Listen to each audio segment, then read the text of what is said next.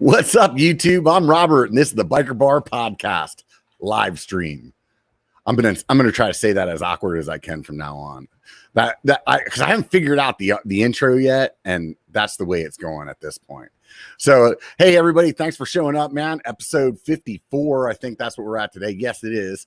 And I'm pretty stoked, man. Got Paul the Punter on the show again. This is not the first time. If you guys missed the last one, it was quite some time ago, so his channel's grown a lot since then. But before we get started, let's go through this stuff at the beginning. First things first, I have to learn how to speak English. I'm not doing very well at that right now.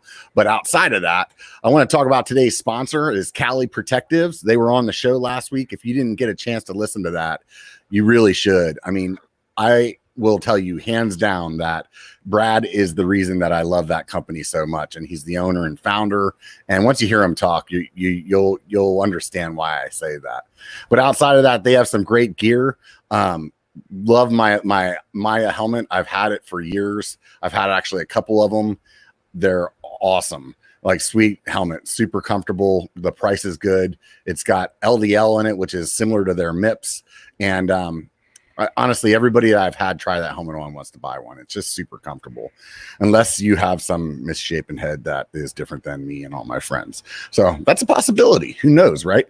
So if you're listening to this on a podcast, man, do me a favor, go do a review. That'd be awesome. I like swinging by there and reading them every once in a while. They make me happy. Outside of that, like and subscribe. If you enjoy this podcast, the way to keep me doing it is to subscribe and like and comment, do all those things, because otherwise I feel like I'm just wasting my time and I'll end up stopping and I'll be like, hey, screw that. I ain't doing that. Nobody's giving me any love. I'm not going to give them any either. Outside of that, one more thing. Thanks to everybody over there on Patreon, man. I've been talking about this on the show for a few weeks. You guys seriously keep it going. And it's been nice, man. A couple of you guys have been signing up, getting some sticker packs for you. $5 a month. That'll get you a sticker pack. And then also put beer in my fridge. And if you don't want to do that and you just want to be like, hey, let's get this guy to shut the hell up about Patreon, just sign up for $1 a month and I'll leave you alone. You won't have to, you'll be one of us, and that'll be that. So moving on from there, let's go ahead and get today's show started. We'll go ahead and bring the man, the myth, the legend himself up on the screen. What's up, Paul? How's it going, man? I'm very well. Thank you, Robert. Splendid to be here. You're not used to being a legend? Is that what was funny? Well, myth was as though I don't exist. Maybe it might exist. It's it's alleged. It's only YouTube. So, So what have you been up to, man? Oh, I've this is a very good question. Been redoing the garage, and actually no. So after I had to hightail my back from my trip in America, where I last saw you, and after the pandemic hit, I've kind of been just focusing on kind of getting stronger. I'd say that was the main thing I've really been doing, because we couldn't do anything else, really. Because what I want my channel to be about is, going out and trying to push myself in my mountain biking. So when you were in Sedona, you were planning on kind of doing a driving around for a while, or yeah. I didn't know that was the big plan. So, well, I was in my van. Well, yeah, obviously, but I thought you just let's go ahead and let's talk about that. I mean, what was the reason that you decided to get the van? I mean, I figured I needed some really good clickbait. Yeah, that's really good clickbait, and I just wanted to get a lot of views. And as you know, Alex worked pretty well for Alex, so I was like, do you know what? Let's do this. When Brian stayed at mine for the BC bike race, he was like, hey, check this out. And then he showed me the video before he released it. I was like, you got a van? He's like, yeah, sure did. I was like, wow. And he's like, yeah, so many views. So many views. That sounds a great idea. But it kind of all came together, I guess, by chance. I mean, so when I went to the Sedona Festival last year, right, I was down in my rooftop tent. And I was like, okay, I'm going to go down there and I'm going to stay there for a few weeks in this tent on my truck, and it's going to be fine. And it wasn't fine. It was horrible. It was the worst. What went wrong? Man, I'll tell you what. What went right would be an easier thing to it went right. Okay, we can go that way. Because honestly, dude, I'm sure you probably did this same thing when you ended up getting the rooftop tent. I'm like, man, I really want a van. But holy crap, that's expensive. well, I do have a pickup truck. Maybe I could just get a tent that goes in it. And then I start looking at that. And then I'm like, oh, I should just buy a camper shell. And then I could build it out inside of there like a small little van. And then I start looking at that. And then about an hour into that search, then it turns into, you know what? I should just get a teardrop trailer. And then I look at those for about an hour. And then next thing you know, after about 2 to 3 hours, I'm back to looking at sprinters again and thinking about how I need to build out a van. So please do me a favor and cut out the tent so I can cut my journey down every time I get on the internet. What was it? So, I mean, the thing was, it was just so cold in Sedona, and I would wake up at like, I didn't get any sleep, and I'd wake up in the morning and my sleeping bag and everything, it was soaked in just, I don't know, probably my breath. Who knows? It was just so cold, and then I was just like, what am I doing? Living the dream. And then, you wake up straight first thing in the morning. What do you need? You need to go number 2, right? Right. Like, okay, you want to go number 2? You got to pack up that tent. You got to get everything in, and you got to drive miles. Oh, still need to go, do you? Well, don't care, because like, what are you going to do? So then you have to do a couple of nature poos, right? And they're okay, right. But like, I'm a man that likes the throne, I guess. Yeah, right. And but I mean, that wasn't the only reason, right? I mean, there's a lot of things, like, as I always kind of get more aware of my impact on the world and everything. Flying, for a start, is the worst thing you can do. So I was like, well, okay, how am I gonna make my traveling cost effective? Because I have to do some traveling. Like, that's the nature of my job of making YouTube videos. How can I make that as green as I can? I mean, you can't make it completely clear at all. Right. And unless then obviously, you be like me, just don't travel, and then you're you just don't do it. Yeah. So there was that. There was a couple of things, and then after you boil it down, if you have a van, and then you use that for a good few years, if not longer, then all of those questions are kind of answered as well as you can, I guess. So, and that was it. It was always like, I've traveled a lot, like for those that watch my videos, they probably know that. And I just want things to be as easy as possible, and for that I like to have my stuff. I like to have my things with me. Yeah, totally. If something breaks, it's just so good if it's just like right there, and you can go and fix it yourself, and all that stuff. That's some of the stuff that like I always want, because this is the thing, man. Like, I question, like, part of that journey that I was talking about earlier is like, I get to a point of, after I look at the sprinters for a while, then I'm like, man, that's going to cost me like 50 grand to like buy this van and build it out. And then I start questioning, like, dude, how many times do you actually go camping a year? And I don't go camping very often, And then I'm like, okay, well, like, is it really worth the investment for me to build this van?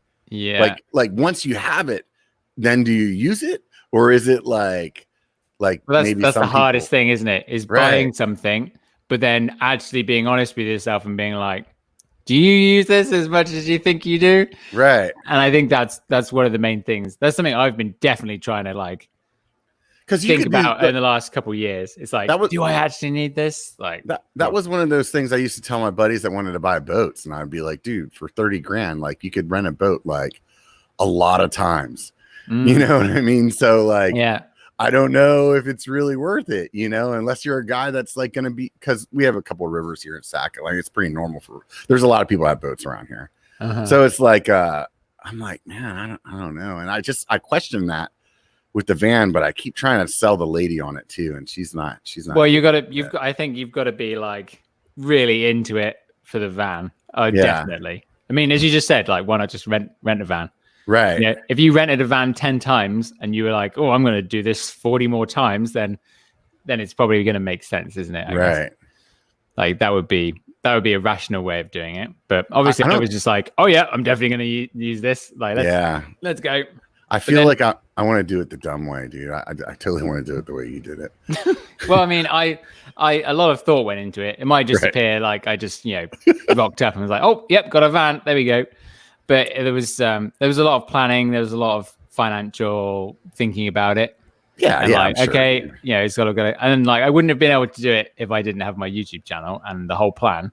And then I was actually, funny enough, so this is how so Van Gogh Conversions, the company that I worked with on all Yeah, that yeah. stuff, They did an awesome job, by the way. it was so much fun. In the depths of winter, like we had a good time. Me, Alan, and Brad. We definitely had some good jokes going on. That's for sure. Plenty of clickbait. So yeah, it's just so easy. It's just like I'll talk about the van videos actually at the end. But like, and then so this is what happened. I was actually trying to sell the rooftop tent. So I put it on like the local Squamish Facebook group, as you do for anything. Right. And then this one person just responded because I was like, hey, I'm going to sell this because I think a van makes more sense for what I need. And then someone just like, hey, you should get Van Gogh Conversions to do your van. And I was like, oh, because I'd actually spoken to this other company around town who did, and this dude was German and he only did Mercedes. He was like, there's nothing else that I will do. And I was like, okay, cool. But, we only do the Mercedes. I can't do accents at all. You see, I started German and ended up like Italian or something like that. Yeah, European. You can just call it European and get away with it.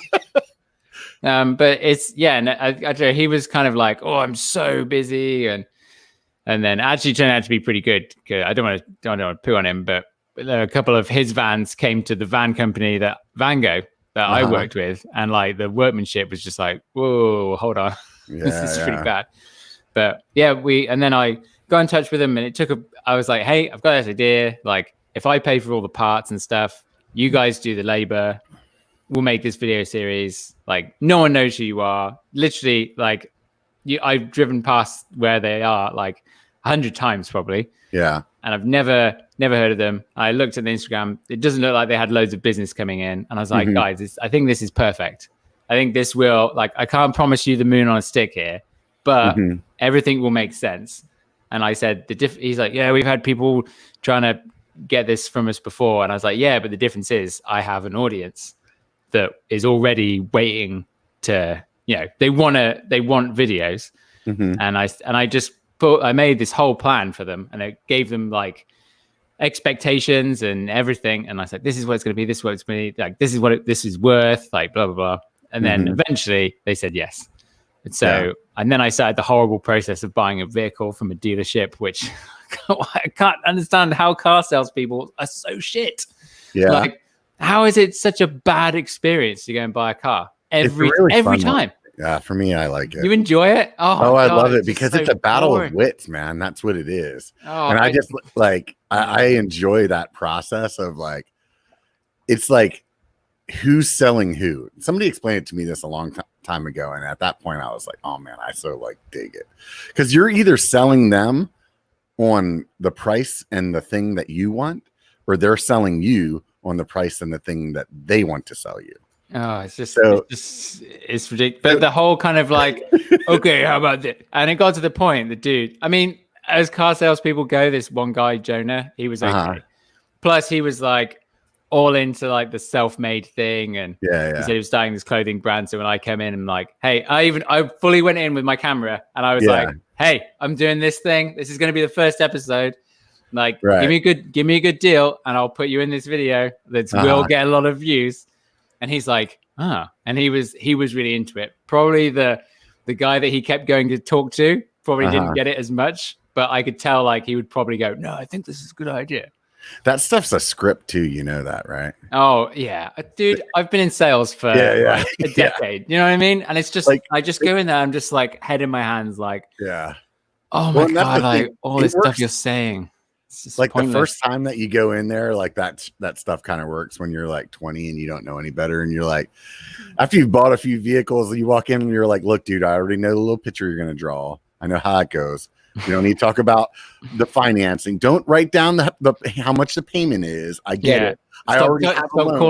Stop calling it bi-weekly. Fuck that. Like, let's talk about actually the price that you're going to sell this on a document walking out the door with. Yeah. You know, and it's fun though. So do you ever go back and look at those videos and kind of like, do you feel confident that you provided what you asked, what you told those guys? Yeah. Oh, definitely. Like I can even tell you right now how much. I mean, what's the videos have? They've had well over 1 million views. Oh wow, yeah, you have had a boatload. Do you know what I mean? I'm not logged in on this computer, but I've already sent them like 13,000 clicks onto their website, right? Which is like, that's a lot. Like if you went to a media planner and said, "Hey, this person's going to get you 13,000 people onto your website," that you sell things on, like that's worth a lot, right? So I'm like, I completely delivered, and they have loads of business. Like they have people. I mean, obviously, like shitstorm with the pandemic, right? Right. Like it's like the moment it happened, I was just like, I just felt so bad for them. But actually, they still had people coming in. But they did have like a few full van conversions that they were going to do had cancel on them. Yeah, I can. And it was just like, God, like, do you know what I mean? Because we achieved something so cool. And it was such a thing on the internet that people enjoyed and they kept wanting more about. And they would like, they were actually getting inquiries and serious business come in. And, I mean, I'll be honest with you, man. When you first bought the van, I was like, oh, fucking great, dude. Some more van build videos. And like, not that I didn't enjoy watching, Alex's, whole process. But at that point, it was like, I think Brian bought his van already and kind of did a video on it. It was just like, I don't want to watch any more van build videos. And then, but then, I mean, honestly, you're a great editor. You're a great producer at what you did. And it was a different look because here it was, instead of you trying to build it out, it was, here's this legit company, how they do it. And, at the end of the day, I mean, they did an awesome job. Like if it would have been mediocre by the end of it, you would have been like, well, that's a joke. Like, you know what I mean? But no, they did an amazing job. It definitely, even to the point where I would be like, man, if I got a van, would it make sense to go like order something from them? So I do think that you delivered. I just wanted to ask you whether or not you felt that way, Oh yeah, no, I think I did, like, because that was my number one concern the whole time. It wasn't about that was number one. Like when making a video, I'm like, how do I make these guys look great? That was the whole point of that video series. What else is it going to be about? It's like I like them so much. They're good buds. Yeah. And I was just like, I would love to make a real positive impact on this business. And I did. Yeah. It looks and they fully stoked. And I went back actually and got them, just like as a normal punter, I got them to put a gray tank in because that was like the one thing I was just like, oh, this is really annoying. Yeah, I saw one of your last videos. They were putting that in underneath. Yeah, it's great. It's just like to have the water just run somewhere and like you can get rid of it at another point. Like makes vanning so much easier. Where did you what was your like first trip? Because I don't think you did it. Yeah, it was Sedona, dude. Like that. So that was the first one. Van finished. Next day I left for Sedona. Like that's how it took a lot of work to get it all in. But there would be things. It would just be like. But I mean, you didn't get to iron out the kinks at all. You're like instantly, I'm driving like. Oh yeah, miles. I've got to go. Yeah. That was the heartbreak. But that's just how it went down. And it wasn't like they were, messing around and not doing anything. Like they had other. I would think that like for myself, I'd want to go like somewhere close to home for a night or something and just be like, no choice. Yeah. You don't have any choice. Like you just gotta get on with it. You know what I mean? Right. It's like you got to go, and then that's it. Start driving. Is it pretty easy to like figure out all the like charging and whatnot kind of logistics that you need to do? Like, because I feel like that's the part that's like intimidating to me. I'm like, how do you know about the electricity or getting that thing in the right spot, or you know what I mean? Well, I just call Brad every 5 minutes, who is the electrics guy. I'm like, Brad, it says I have this much battery on this dial, but then this dial over here says a different one, and my phone app says a different one. So what am I meant to do? And then it's always be a really simple answer. I'd be like, okay, cool, nice one. Turn it off and on again. Yeah, I didn't have to have any of those. It was all pretty good. There was definitely one point in Sedona because it was so grey, and then it rained the whole time because I wasn't driving around very much. The batteries levels definitely went like boop boop boop boop boop. Oh yeah. But then I heard that I could actually get down to like At one point, I was at 60%, and it was only then did I hear like, "Oh, you actually can't let your batteries go down all that much." I was like, Oh, really? Shit. Yeah. So, but luckily, old Tess and Steve, They hooked it up. you know, those YouTube guys, Yeah. and Sid and Mackie was there as well. And I was like, "Hey, can I come plug in?" And they're like, "Yeah, sure, come on over." I was like, "Oh, Right great." Yeah. I've been in the same place as Sid and Mackie several times, and I've never run into them.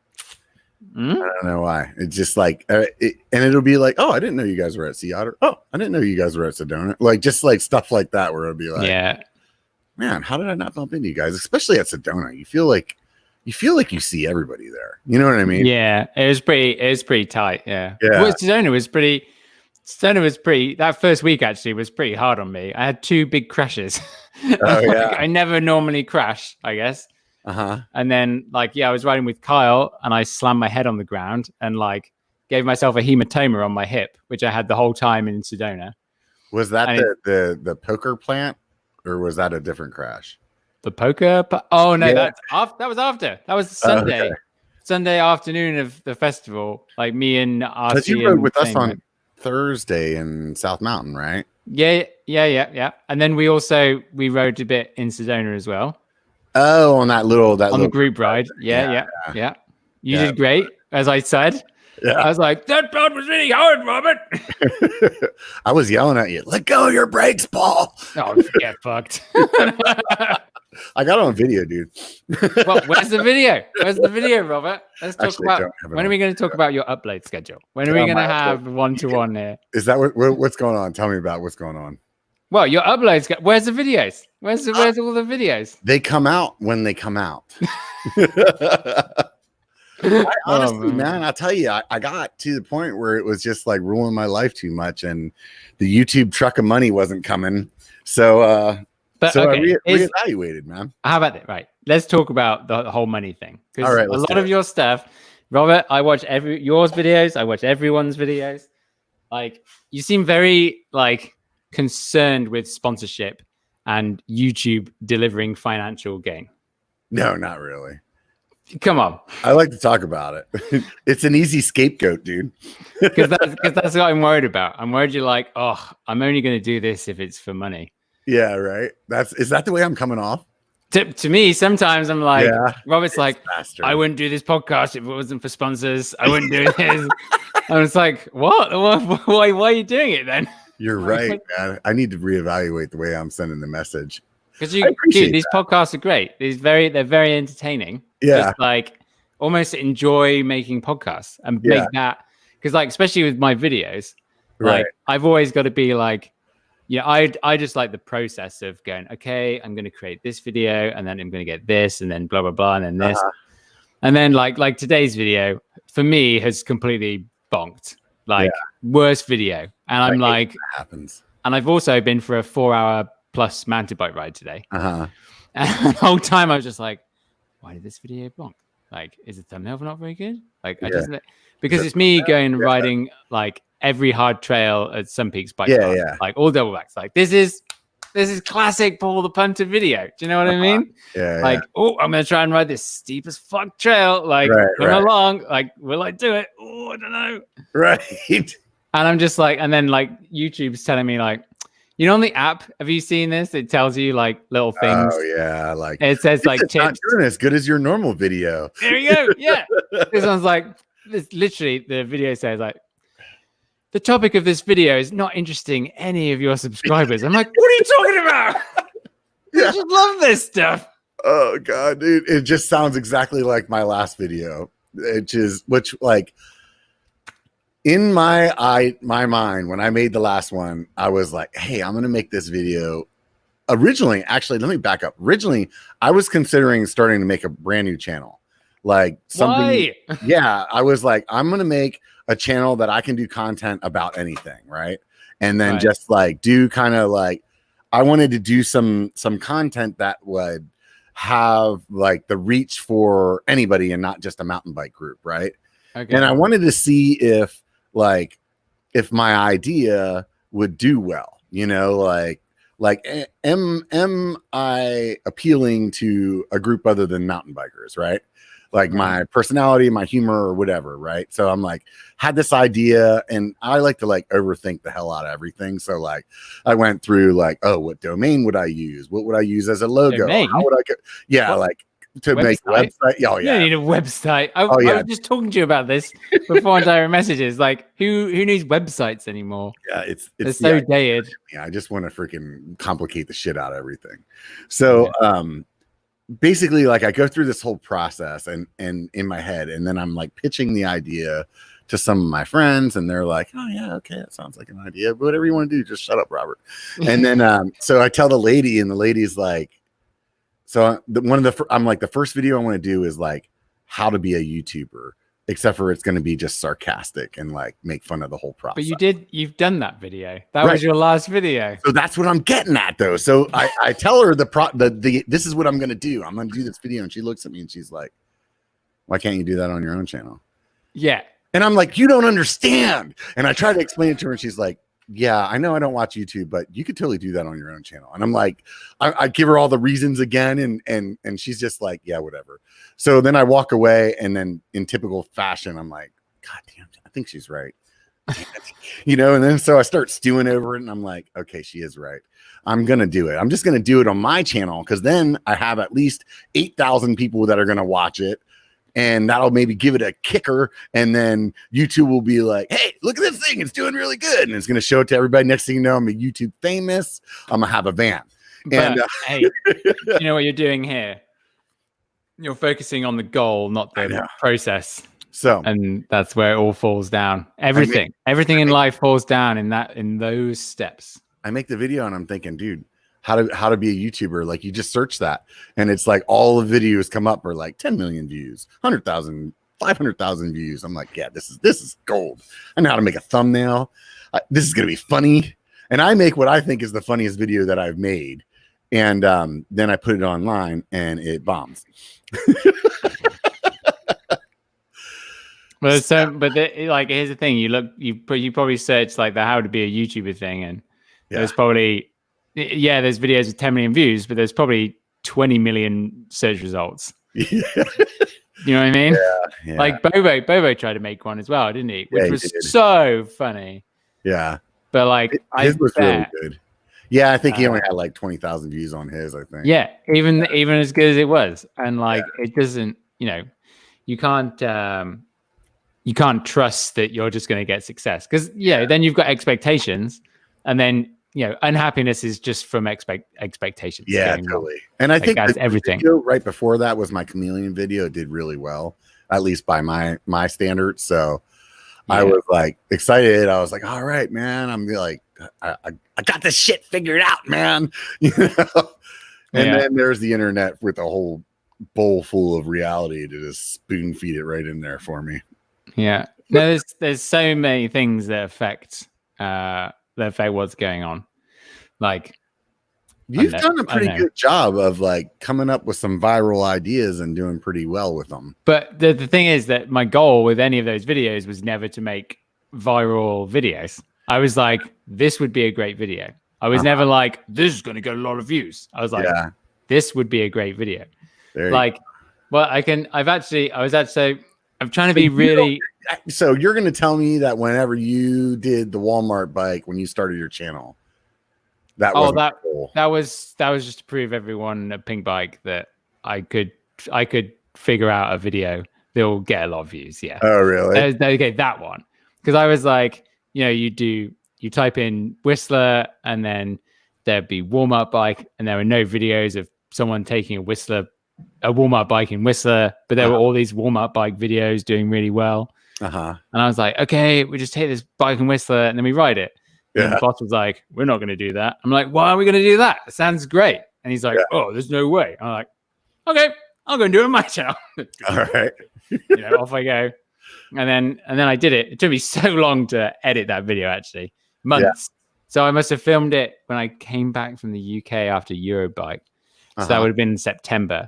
So I probably then spent like 2 months, like, okay, just this little bit here. Okay. And then I released it at the beginning of January, I think. I just spend so long on it. But then that's also another thing. Like the more time you spend on a video, the better it does. Yeah. Like this is also another thing. Like just the more time, the more effort you put into a video, the more you're going to get out of it, whatever it may be. Yeah. Unless it's a how to be a YouTuber video. but there's the thing. You had expectations of making a 1 million view video. Yeah. Like that's probably not realistic because there's so many others. You know what I mean? Like, it's so hard to pinpoint these things of guaranteed success. I got the message that's like, this is only making your audience happy.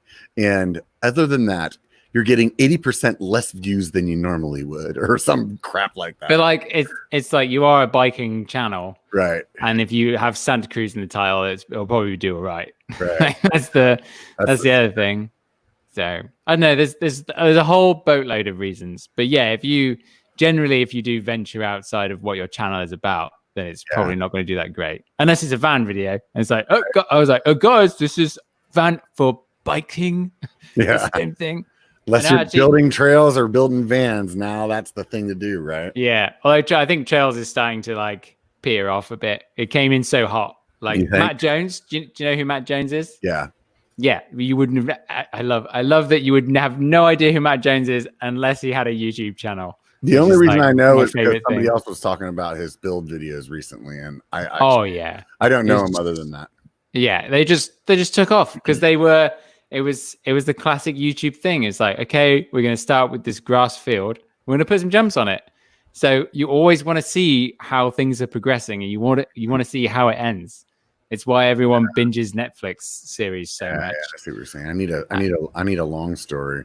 Yeah, and oh, for sure, I completely agree. Like, look at Brian's. Like, arguably, Brian on BKXC. I don't know if he said. I feel like he must have said it, but he was getting kind of like, oh, what am I going to do with the channel? Like, where am I going to go? Like, what's the plan? Yeah.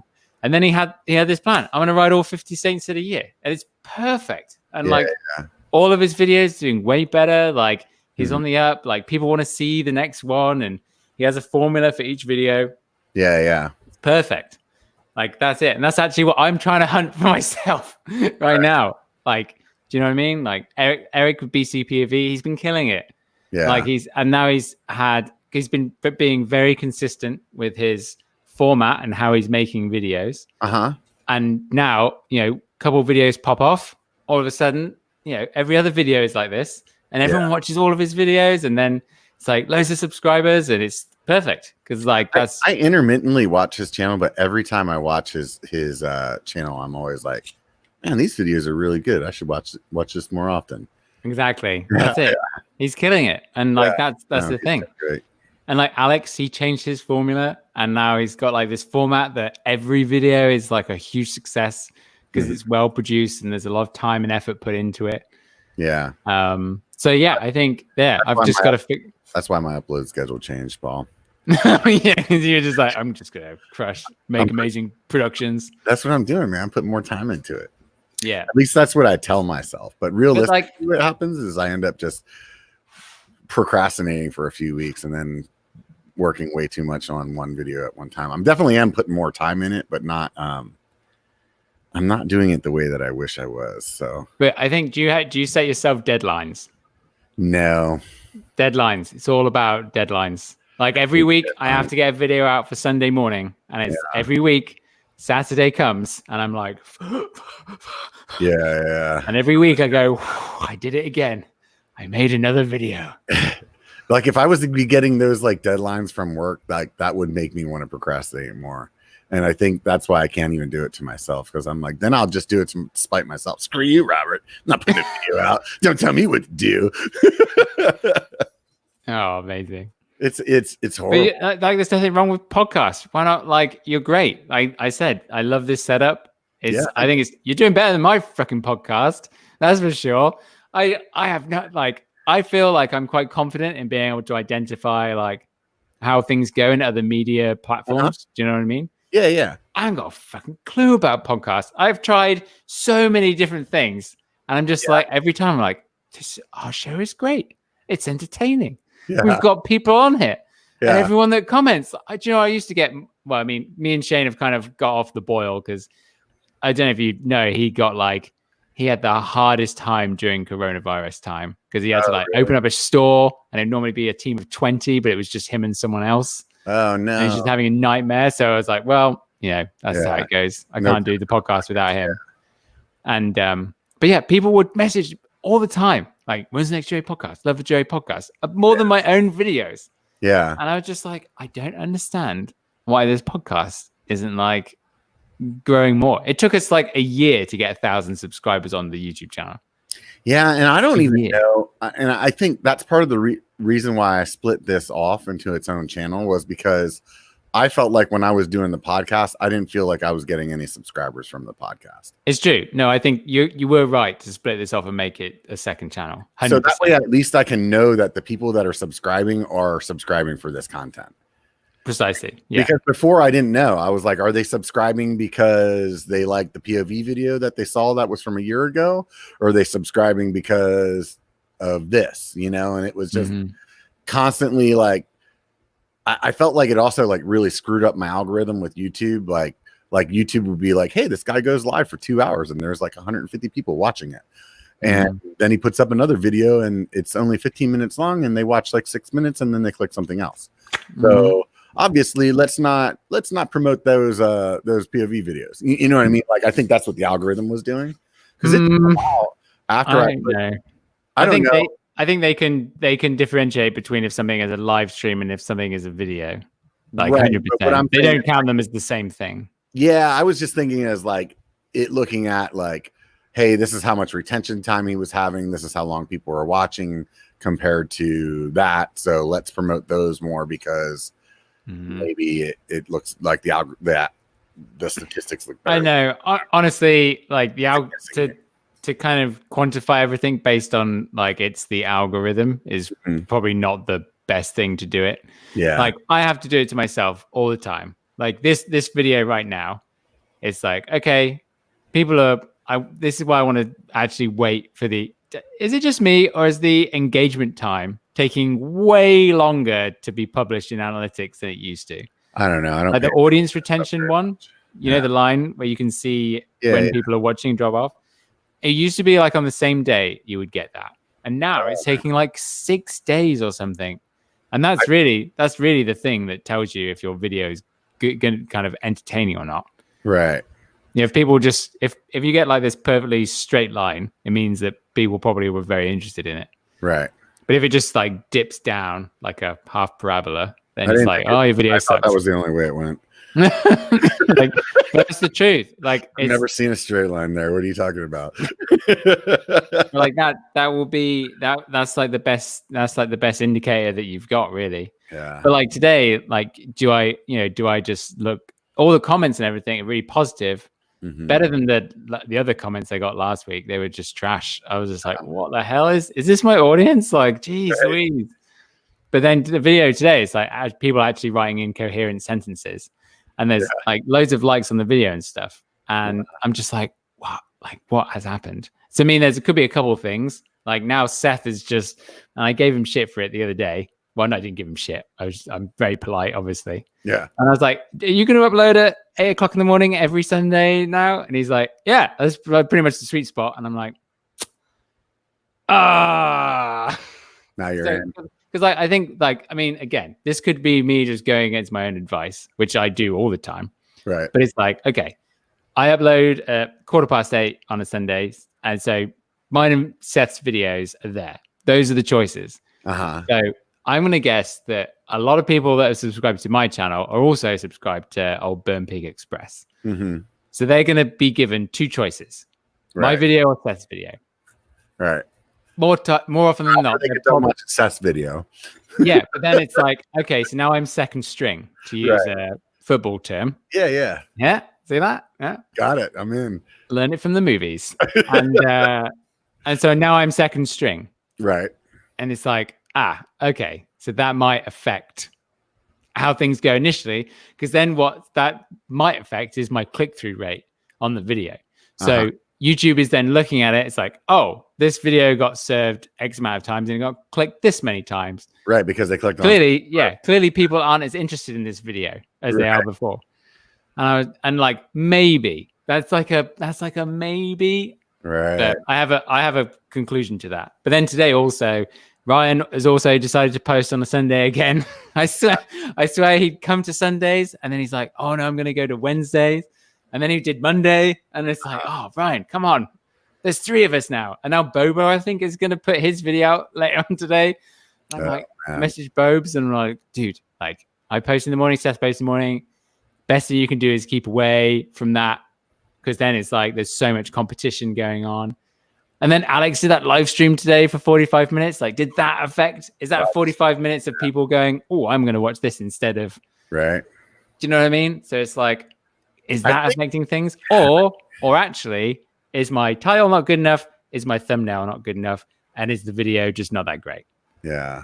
And those are the things that you've always got to be like, it's probably that my video is not as good. Yeah. It's probably one of those. Like that's just the odd, and you've always got to be honest with yourself. That's kind of where I got with my how to be a YouTuber video. I feel like at the end of the day, I was like, it's funny as hell to me.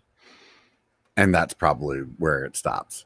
You know, like other people with similar senses of humor are like, okay, yeah, I get it. It's kind of funny. But like for me, I thought it was fucking But if you enjoyed it, yeah, and you liked making it, right. And really that's the most important thing. Right. Really. So for myself, that's a full-time YouTuber, I do have to be a bit more like, you didn't make a very good video, Paul. You're kind of shit. You got to get better. Like, you know, it's really tough, man. I mean, you're going to be constantly like beating yourself up, you know, like it's like be your own boss. Being your own boss is hard enough, you know, to like be motivated and stuff like that. But then to like be your own boss where you have, you know, 100,000. Your own supervisor. Is that what you're going to no, like 100,000 freaking people that are going to tell you when you're fucking up. You know what I mean? like, oh man, I could tell you some comments that it's just like, oh, come on, give me a break. I don't know, man. I've said this before, and I feel like if I say this enough times, some like monster like internet troll is gonna just set his sights on me and bring me down to my knees. But I don't have a lot of problems with the comments, and I think even when people are being jerks, like I just kind of roll with it. I think it's funny too. So I'm like, I don't know. And if they said it to you in person, I mean, you could probably beat them up. It's like, what was that? I'm sorry. Actually, you're quite good at barking. You are. Yeah, I don't know. I just roll with it. I think because I have a stupid sense of humor, and sometimes I'll tell you more often than not, some of the comments that I get where I'm like, man, that guy's kind of being a dick, so I'm going to shoot this back at him. Pow! And then they'll say something else, and then you can realize that actually they were being sarcastic, and they just didn't realize that if you don't know the person, sometimes when you say something like it doesn't necessarily come across that way. Yeah. So. Yeah. That's true. No, the person that's best at responding to negativity is Mike Levy from Pink Bike. Oh yeah, who would just always agree with the person. Yeah. in the comments on Pink Bike, they'd be like, someone would say like, "This guy doesn't know what he's talking about," and then Mike would comment and he's like, "Yeah, tell me about it." Yeah. And it's just like, what can someone do? Like you can't touch that. I do that a lot too, actually. Now that you say that, that's definitely one of my shoot back, like way I shoot back. Yeah, it's so funny. People come on my videos and they're like, "Oh, this guy sucks at riding," and I'm like, when did I tell you I was amazing? Like, right. What are you trying to achieve here? Yeah. I definitely had somebody tell me about my weight. I'm like, oh man, thanks for letting me know. I never even noticed. I'm like, holy shit, dude, you just nailed that one, didn't you? Yeah, I mean, to be like when people do negative stuff, it's because there's something they're projecting something that they feel about themselves. Yeah, like, this is what I do it all the time. Right? I'll say something to my housemate Dan and be like, "Oh, this blah blah blah blah blah," and then I go, "But really, I'm just annoyed at myself because I do the same thing." Yeah. And that's how I end everything. Like, "Oh, it's you." Just walk away, punching yourself in the face. Yeah. So, when you went on that first trip down to Sedona with the van, what was the thing that you were like, "Oh man, I need to change this. This is not going to work"? Gray water tank. Big one. That was it. It was just straight away like, "Oh god, I have to empty this every day." Like, yeah. No, this is not going to work. So it was just like was it. washing your hands and stuff like that. Like you didn't realize. Oh, dude! Like I know what a commodity water is in a van. Like Right. I know how that is. Right. But it was just like you wash your things. Like that was it. And then I'd look down and be like, fuck, the bottle's full. Like, how did that happen? And it just make you very conscious about how much water you use. Like 100%. Yeah. But and then you come home and it's just like, plumbing. Like, wow, how good is this? Call my friends. God, do you know how good your sink is? It's amazing. I just flushed my toilet 4 times. I know. Yeah. That was honestly that was the only thing. Yeah. And I guess like I still need to make covers for the skylights because they wake you up at like 4 a.m. when the sun comes up. But that's literally it. You need all the darkness to sleep. Oh yeah, I'm full blackout. You the same? Like, not really. I can pretty much sleep wherever. It doesn't really matter. Yeah. Well, I mean, you've been trained in the army, so yeah. you're probably. I'm like, ooh, yeah, so bright. Trained from a young age too. My dad had a band and stuff, so I just sleep through everything and whatevs, right? Yeah, the lady will tell me, she'll be like, did you hear what happened last night? And I'll be like, what are you talking about? She'll be like, that there was ambulances and fire trucks and the dogs were barking. And I'm like, don't have a clue what you're talking about. No idea. None. But then oddly enough, like I'll wake up for something else. It'll be like a cricket farts. And I'll be like, what was that? Yeah. I do, I'm kind of, at the moment, I'm in an amazing, like, heavy sleep period right now. Like Brian's advertising on the Whoop strap completely works, and I got one. And you did? It's amazing. Yeah, I've been questioning so that. good.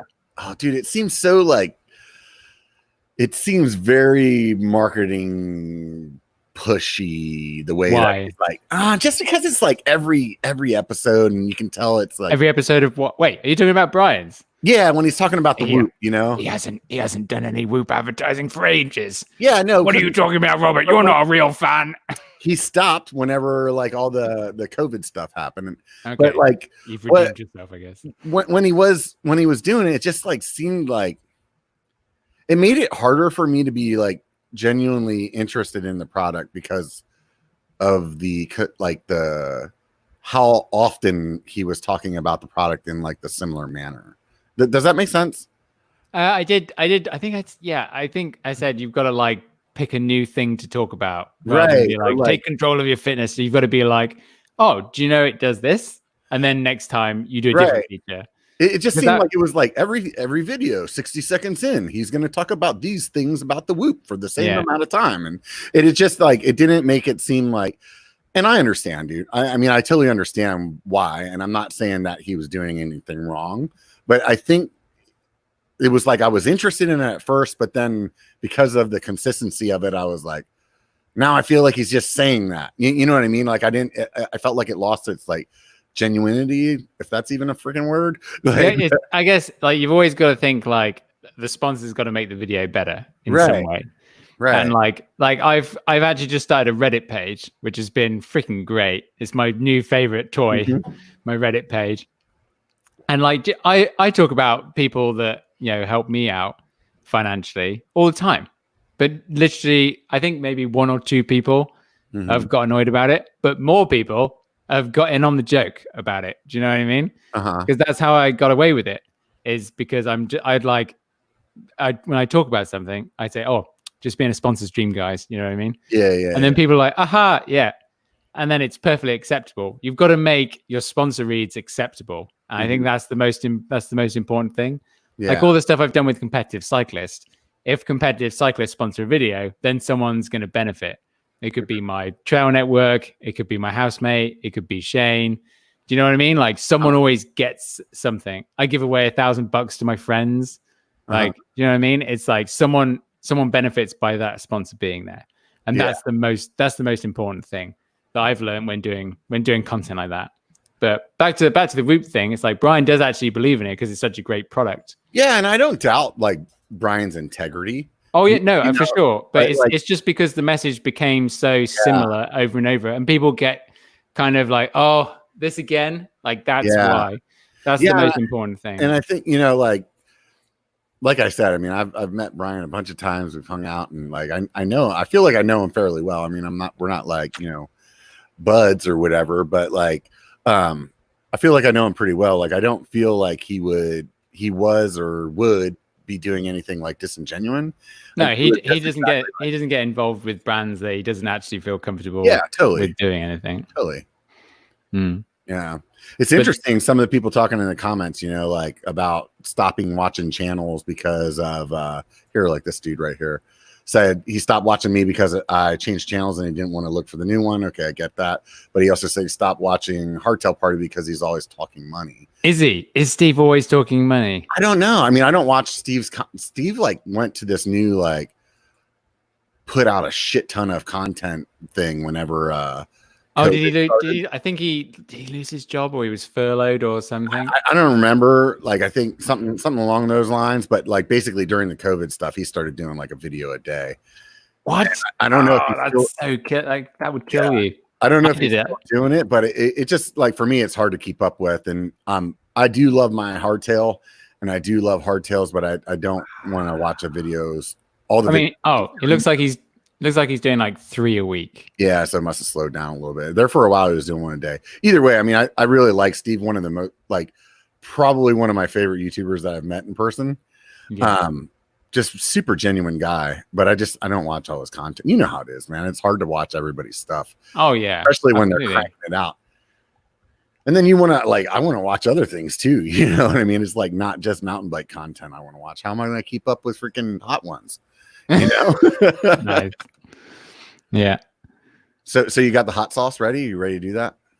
I'm actually, I did actually buy all the hot sauces. You I'm did? going to do it with Remy Gauvin. Oh, you're serious? The Canadian guy. He's been in a couple of my videos. Yeah. He did one with his housemates. Called Not Hot Ones. I gave him that tile. Right. He's like, you should call it Not Hot Ones because it's hilarious. But then he's done it. But then I was like, I could take all this down easy. Right. So I was like, Remy, I'm going to buy the other sauces that you don't have, and then we're going to do it. And I'll have to obviously use vegan doodahs, but I found them and they do exist. Yeah, they totally do. But I've seen them on the show. Actually, they've done it with a few. Yeah, of them. Steve-O did vegan ones, and some people do cauliflower, but I don't know. That just seems kind of not quite a bit weird. Yeah, it's just tough for me to wrap my head around like vegan chicken wings. It's like, well, it's like non-alcoholic beer. It just doesn't make any fucking sense. That's what. Dude, I'm all like, I know you're gonna pull this up to be its own little clip, but I'm all about non-alcoholic beer. Yeah, absolutely. How? What, like, what's the reason you drink beer? First of all, they get drunk. Okay. I don't. Do you know what? I don't drink beer to get drunk. Yeah. I drink beer because it's nice and it tastes good and it's refreshing. And I actually hate getting drunk nowadays. Yeah. Like it's just I just like over it. Like when Bobo we went out and sent it. Yeah, he talked about it on the last one. I was listening. I was like, yep, I remember this night. Yeah, the next day labeled how Bobo drank Paul under the table. Yeah. But I mean, I don't know who was drinking someone else on the table. But it was about all of a sudden you're good at drinking, but you hate it. I can't recover. That's for sure. Did he tell you how that night? I don't think he told you how that night finished. Oh no! Which is like I think what happened was, I think some American guy was accusing him of not being American. Bobo? yeah. And then he's like, "No, I'm American." And then I think the guy wanted to start fighting Bobo or something. And then when I get drunk, I just wonder. I'm a roamer. Do you know what I mean? And then apparently I just like came back right at this moment, and Bobo said I just looked at him and went, "Run away!" Oh God! So if there's fight or flight, you definitely got the flight down, right? Oh yeah, I'm out of there. Give me wings, my friend. I will fly. Oh man, but hilarious. it was so funny. I was like, "Run away!" Have you ever been in a bar fight? No. I'm way too. But I'm just very weak. I don't know. My whole life, I've never been strong. at all. You don't like. have I don't know why. to be in a bar fight, dude. Yeah. If you want to win, You'd be surprised how many people don't know how to fight, dude. Yeah, that's me. I also don't know how to like. I've got all these things going against me. But let me tell you, I used to work at a rough pub in a university. Every time something happened, though, you were gone, dude. You have like. I've like people. I might sound to an English person, I'm quite posh, right? I'm quite well spoken. Okay, but let me tell you, I saw some rough things, mate. I've seen someone get bottled as a joke. Yeah, like I came out into the garden, and like there's this guy, blood all over his face, and I'm like, what the fuck happened? And he's like, he bottled me as a joke. And I was like, what? I'm just like, get out. Just leave. Yeah. But I've seen loads of ball fights, drugs, like people that get out. So actually I worked at these 2 rough pubs, and the first one I even lived in over a summer because I thought it was great. I was like, I'm learning about like this whole other side of life. Right. And yeah, like people would get out of jail because it was like the pub in like an estate in the kind of an area of town, and it was like the home of. Do you know what? I can't even. All I can think for references are English things that you would have no idea what I'm talking about. Like what? Well, I guess like Shameless in some way. Shameless was kind of like the place. Do you have an American Shameless, don't you? I don't know what that means. Oh, it's a TV show. Oh, I never watched that show. I know which one you're talking about. But they have an English one, and like that's pretty much what it was like, this place. And like people would get out of jail, and then like that would be the day that they'd go and fucking beat this guy because like they've been waiting to get out of jail to fucking beat this guy. Yeah. I went to get a sandwich, and I came back and I just saw a buddy who I'd heard about. Like people were like, oh, he is crazy. Yeah. Like, and he was like the legendary like, guy that could. He was in anyway, whatever. Yeah. And then I saw him just like run out in front, and then the entire pub ran and followed him like out into an alley because he'd seen a guy that had wronged his brother or something. Oh, like, I'm gonna take this guy down. And yeah, it was mental. But I would just sit there and be like, this is crazy. Yeah. Yeah. I had a rough group of guys that I hung out with when I was in the military, and everything that you're explaining is probably something we've done at one time. Oh yeah, I can't even imagine. I'm so soft. Like I was always the joker. Do you know what I mean? Like I tried not to get in fights. We had a guy in our unit. We call him Grinch for that's his nickname, obviously. So when he smiled, he has this big smile like the Grinch, Okay. But he would always start like all the fights, but he was never in any of them. He was just a little tiny guy too. I don't even know if that dude could fight, but he'd always like be running his mouth and talking shit to people and getting everybody all riled up. Next thing you know, he'd be like, whoop, and we'd be handling shit, and then he'd be like back at the end, like Smokey from Friday. You just got knocked the fuck out. Oh man. Good group of dudes, man. Definitely a different time in my life. I'm a lot different person now than I was back then, that's for sure. As much as I can be. How about you, man? You did you leave the UK before like you were an adult, or because I think isn't it mandatory to be in the military over there? No, not in the UK. Just no. Okay, it's Germany and Switzerland. You have to do a year. Yeah, I thought most of Europe was that way. No, definitely not the UK. Okay. 60 million people that live in the UK. They don't need everyone to go to the army. Right. Whatever. That'd be nuts. Be the Empire days all over again or something. Right. But yeah, it's no, I came here when I was 29. Yeah. 28. Don't actually know. It doesn't matter. Oh no, I would have been 28. Yeah. Yeah. No, I just turned 29. Great story. Thanks, Paul. Amazing. Brilliant. Just nailed that down. No, Phil, don't even know how old I am. Amazing. No, I came here then, and then I lived here, and then I was here for a year, and then I bought this house. and I've not moved ever since. I've lived all over, Robert, everywhere. I feel like we talked about a bunch of this stuff last time we were on. Yeah, like all over England, New Zealand. I tried France, but this was the best place, and it still is. Yeah, is it just because riding, or just like it's just lots of people that have the kind of the same interests as you, and that's something I realized was quite important to me. It's like I have lots of conversations with people. I'm like, I have no interest in what you're talking about. Yeah. Like, your whole life is like, I'm gonna go to work and then I'm gonna go to the pub at the weekend. And I'm going to get back to work on a Monday. I have no hobbies. Like, it would just kill me. I'm like, what? There's so much to do. It always surprises me when you ask people what they do for fun. And it's crazy to me how many people don't have an answer right away. Yeah. They're like, oh, I like to go out for dinner. Oh. Yeah. Or they'll stammer, and they'll be like, well, and then they'll say like some of the things that are pretty common, like, oh, I like to go hiking, I like to go camping. Yeah, it's like like a Tinder. I don't know what the guys' Tinder profiles are like. Yeah, probably quite similar, but like there's so many like, oh, I'm really into the outdoors, and oh, I like to go hiking, and oh, it's like, yeah, I bet you don't. Like, I had this. Yeah. I met my lady on online dating.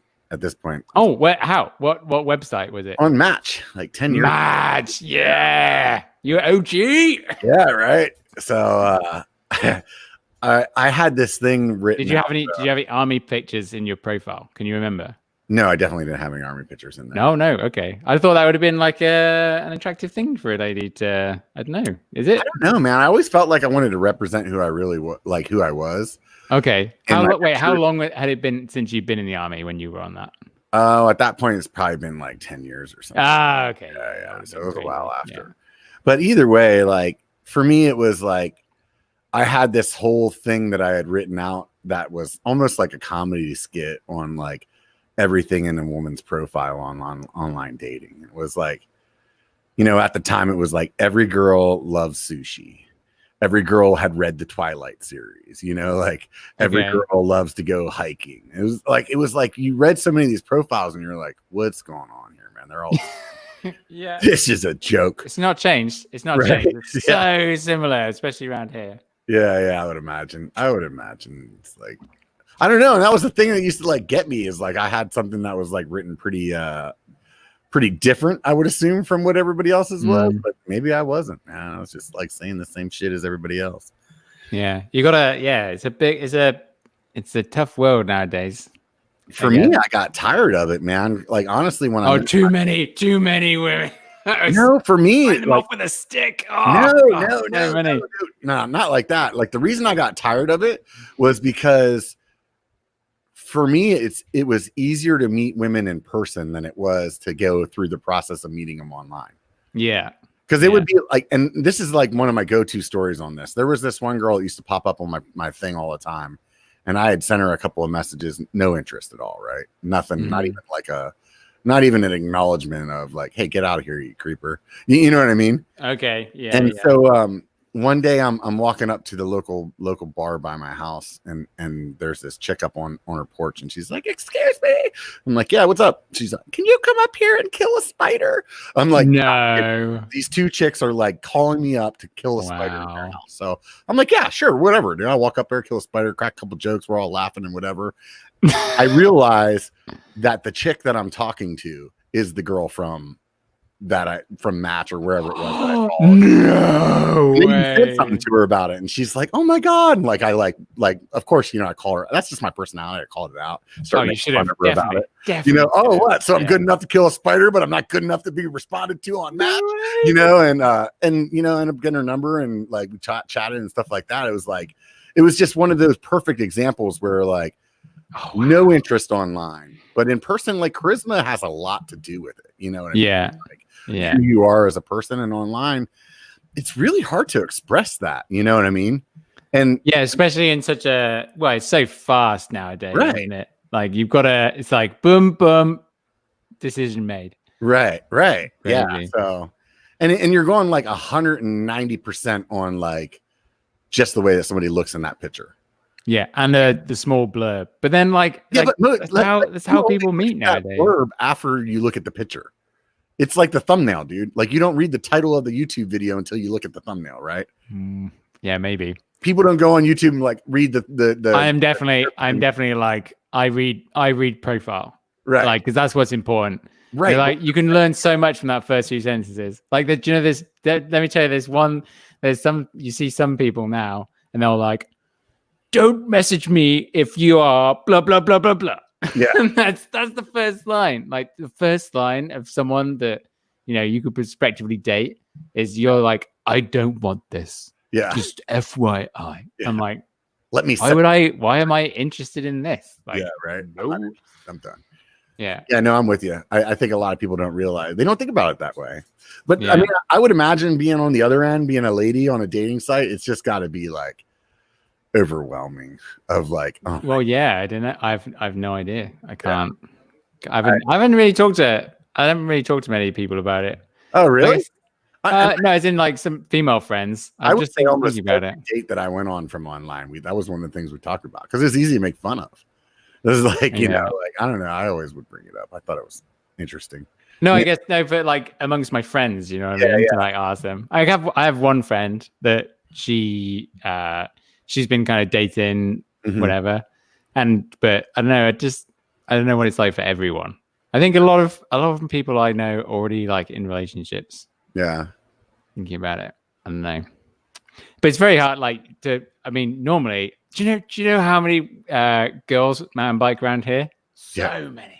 A lot, yeah. So many, Robert. And but I'm so I'm a very polite person most of the time.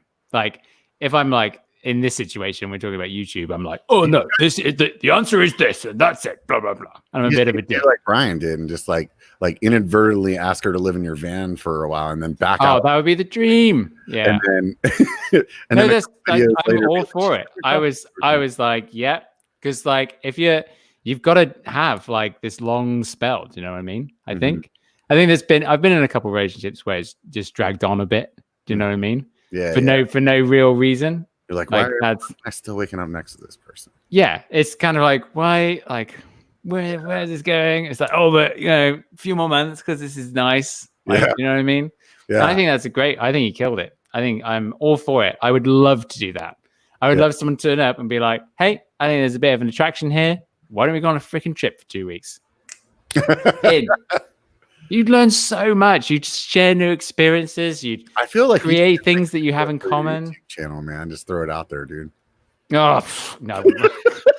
Can you imagine? I don't know. Yeah, dude, do like a dating profile video. That'd be great. Either you do it or Bobo's doing it. One of you two is doing it. No, someone. I have had a couple of times where people recognize me on Tinder. Yeah, and they'll say, "Oh, you the blah blah blah," and then it's like, "Yep, I guess." So. But I don't know. On the trail, I'm very polite and I'm very much like, how am I acting? Kind of, I'm always thinking like, okay, how am I acting? I'd love to go up to a girl on a mountain bike ride and be like, hey, you look nice. Like, I'm Paul. Nice to meet you. Do you know what I mean? Why wouldn't you do that? But then it's like, am I bothering this person? Like, they just want to go mountain biking. They don't want to go out and get hit on. What if they're like, they've been mountain biking for a year and they're like, oh God, just always go out. Guys, always just try and talk to me and just chat me up, and I just want to go on a mountain bike ride. And I'm like the last person. She's like, oh, I've had enough. I'm going to quit mountain biking. Right. Like these are all things that go through my brain. And I was always going to put a post on like the bike squamish Facebook group. You're like, hi everyone, single male here. Just wondering, what's the like approved like courtesy law? Do you know what I mean? Like, I'd love to go and say hello to girls, but I don't know, like. Yeah, I didn't used to be so much of a wimp about it. Look at it the other way, man. What if she's standing over there thinking, man, I wish one of these dudes would come talk to me. Yeah, maybe. I bought this damn bike, come out here and hang out in this bike. One of these dudes that I thought would be cool enough to come out and talk to me. Instead, they're all pussyfooting around, just riding right on by. You know? I don't know. I think it's because like when I was at university, I did, do okay. Let's put it that way. And then I kind of went like, oh, I don't really know if I want to have this like reputation. Do you know what I mean? It's kind of a big thing. Like, I just want to be like a good person. And then it probably probably to my detriment in some way. Yeah. But I'm just always thinking, like, what am I saying now? How is this going to affect another person? Like, is this going to ruin their day? So I don't know. I'm pretty chill. Like this, I'm sure maybe one point someone will get a puncture and I'll be like, do you need a tube? And they're like, oh, actually, that would be really nice. And oh, I'm Paul. And then the movie starts. Do you know what I mean? Yeah. It could all work just like that. But do you get like brave once you start having a few drinks or something? I don't know. Maybe. I don't know.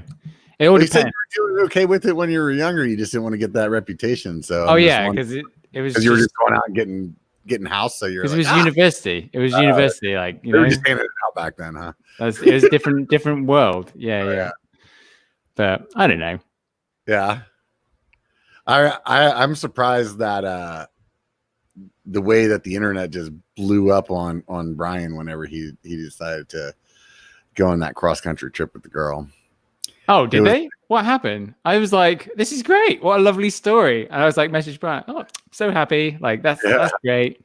But people really? No, not that they were bad. It's just like all of a sudden all these guys are like, it's a mountain bike channel and everybody's like, oh my God, you guys make such a cute couple. I'm like, are you serious? Oh, okay. Are you guys seriously? Like, this is what you're talking, like, this is what, oh man. But that's great because people are invested in Brian's happiness.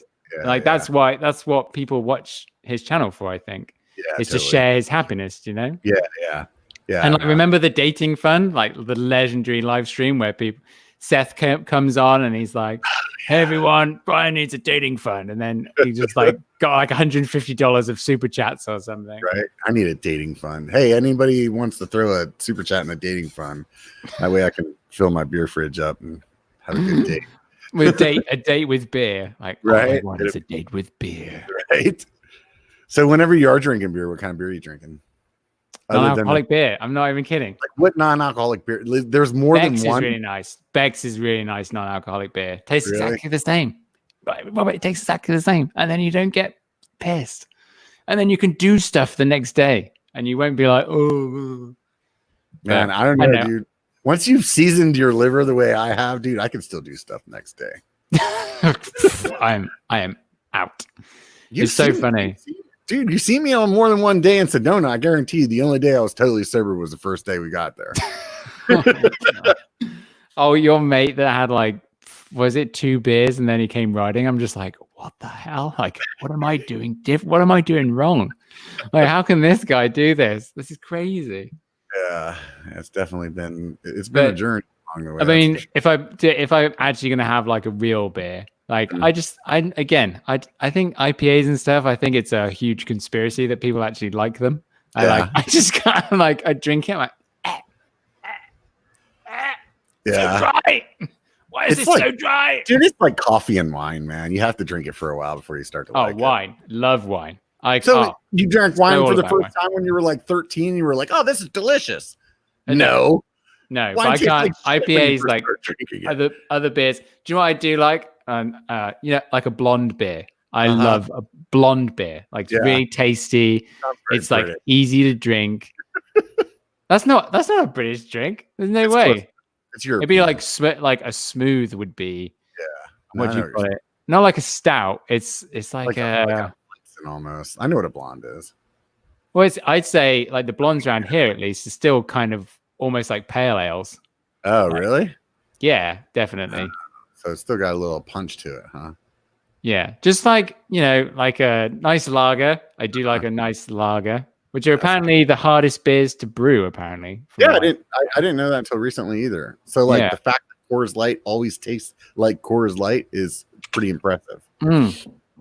They say the easiest beer to make is an IPA because you can screw it all up and still kind of taste the same. And everyone's like, "Oh yeah, this is great," and they're like, They're like, "This is perfect." That's why it's a conspiracy. That's why it's conspiracy. No one likes IPAs. Everyone just says they do. What kind of wine do you like? There's a New Zealand one, Sauvignon Blanc. Oh, okay. It's called. Yeah, I mean, I'll drink red. It's no big deal. I just like it cold. You know what I mean? Yeah. I like it cold. I think it's a Sauvignon Blanc. I can't remember it. I buy it all the time. That's a bit much. Boxes of it. garage there, right? I won some as a sales thing when I'm in my first job. Oh yeah. Yeah, and I was like, "Wow, this is so nice." And then my mum, who is a person into wine, she's like, "This is really good." I'm like, "Okay, this is now the wine I like." Yeah, that's the only one. Now you got it. Yeah. I used to not drink wine. Oh, Ned. It's called Ned. That's what it's called. It's got like this black label. It's got like topo lines all over it. It's just called Ned Sauvignon Blanc. It's really nice. I have to look for it from New Zealand. I actually drink quite a bit of wine as well. I'm an equal opportunity drinker. For Ballard. Lady and I first got together, she was into wine. I was more of a beer guy, obviously, and so she kind of schooled me up on the wine stuff, and then I did the same with her on the beer. I don't drink liquor that much though. That's not like a thing for me. No. Oh, I could do damage on the moment rum is I just leaves my lips bar. It's like, oh no, this is too much. Beginning at the end right there. Yeah, I could send those back for Christmas if that's even a turn of phrase. It's not, but who knows? That's too funny. So whenever you first did that video of you taking the Walmart bike down the hill, were you thinking at that point like I want to do YouTube as a job? Like this is like me. No. It was just like a fun thing of me figuring out. I just like learning about things, and I thought that because GMBN was like just becoming like this real big thing, right? And I remember when the video came out because I remember watching it and thinking, oh, there's a new guy on the scene. There's a new guy on the scene. He's getting loads of views and people are subscribing. Right. I was like, it'll only be don't worry, it's only a matter of time until he's at 100,000 subscribers and I'm not even at 10. So it's any amount of time before he completely ignores everything that was good about that first video and makes completely different videos, which is what I did. So yeah, there you go. So anyway, like back to the question though, like you no thought at that time for it. It was just I was just trying to learn how to make videos because I was like becoming, in charge of video at Pink Bike and like coming up with all these ideas, but I didn't know how to make a video really. So like it was just a learning thing.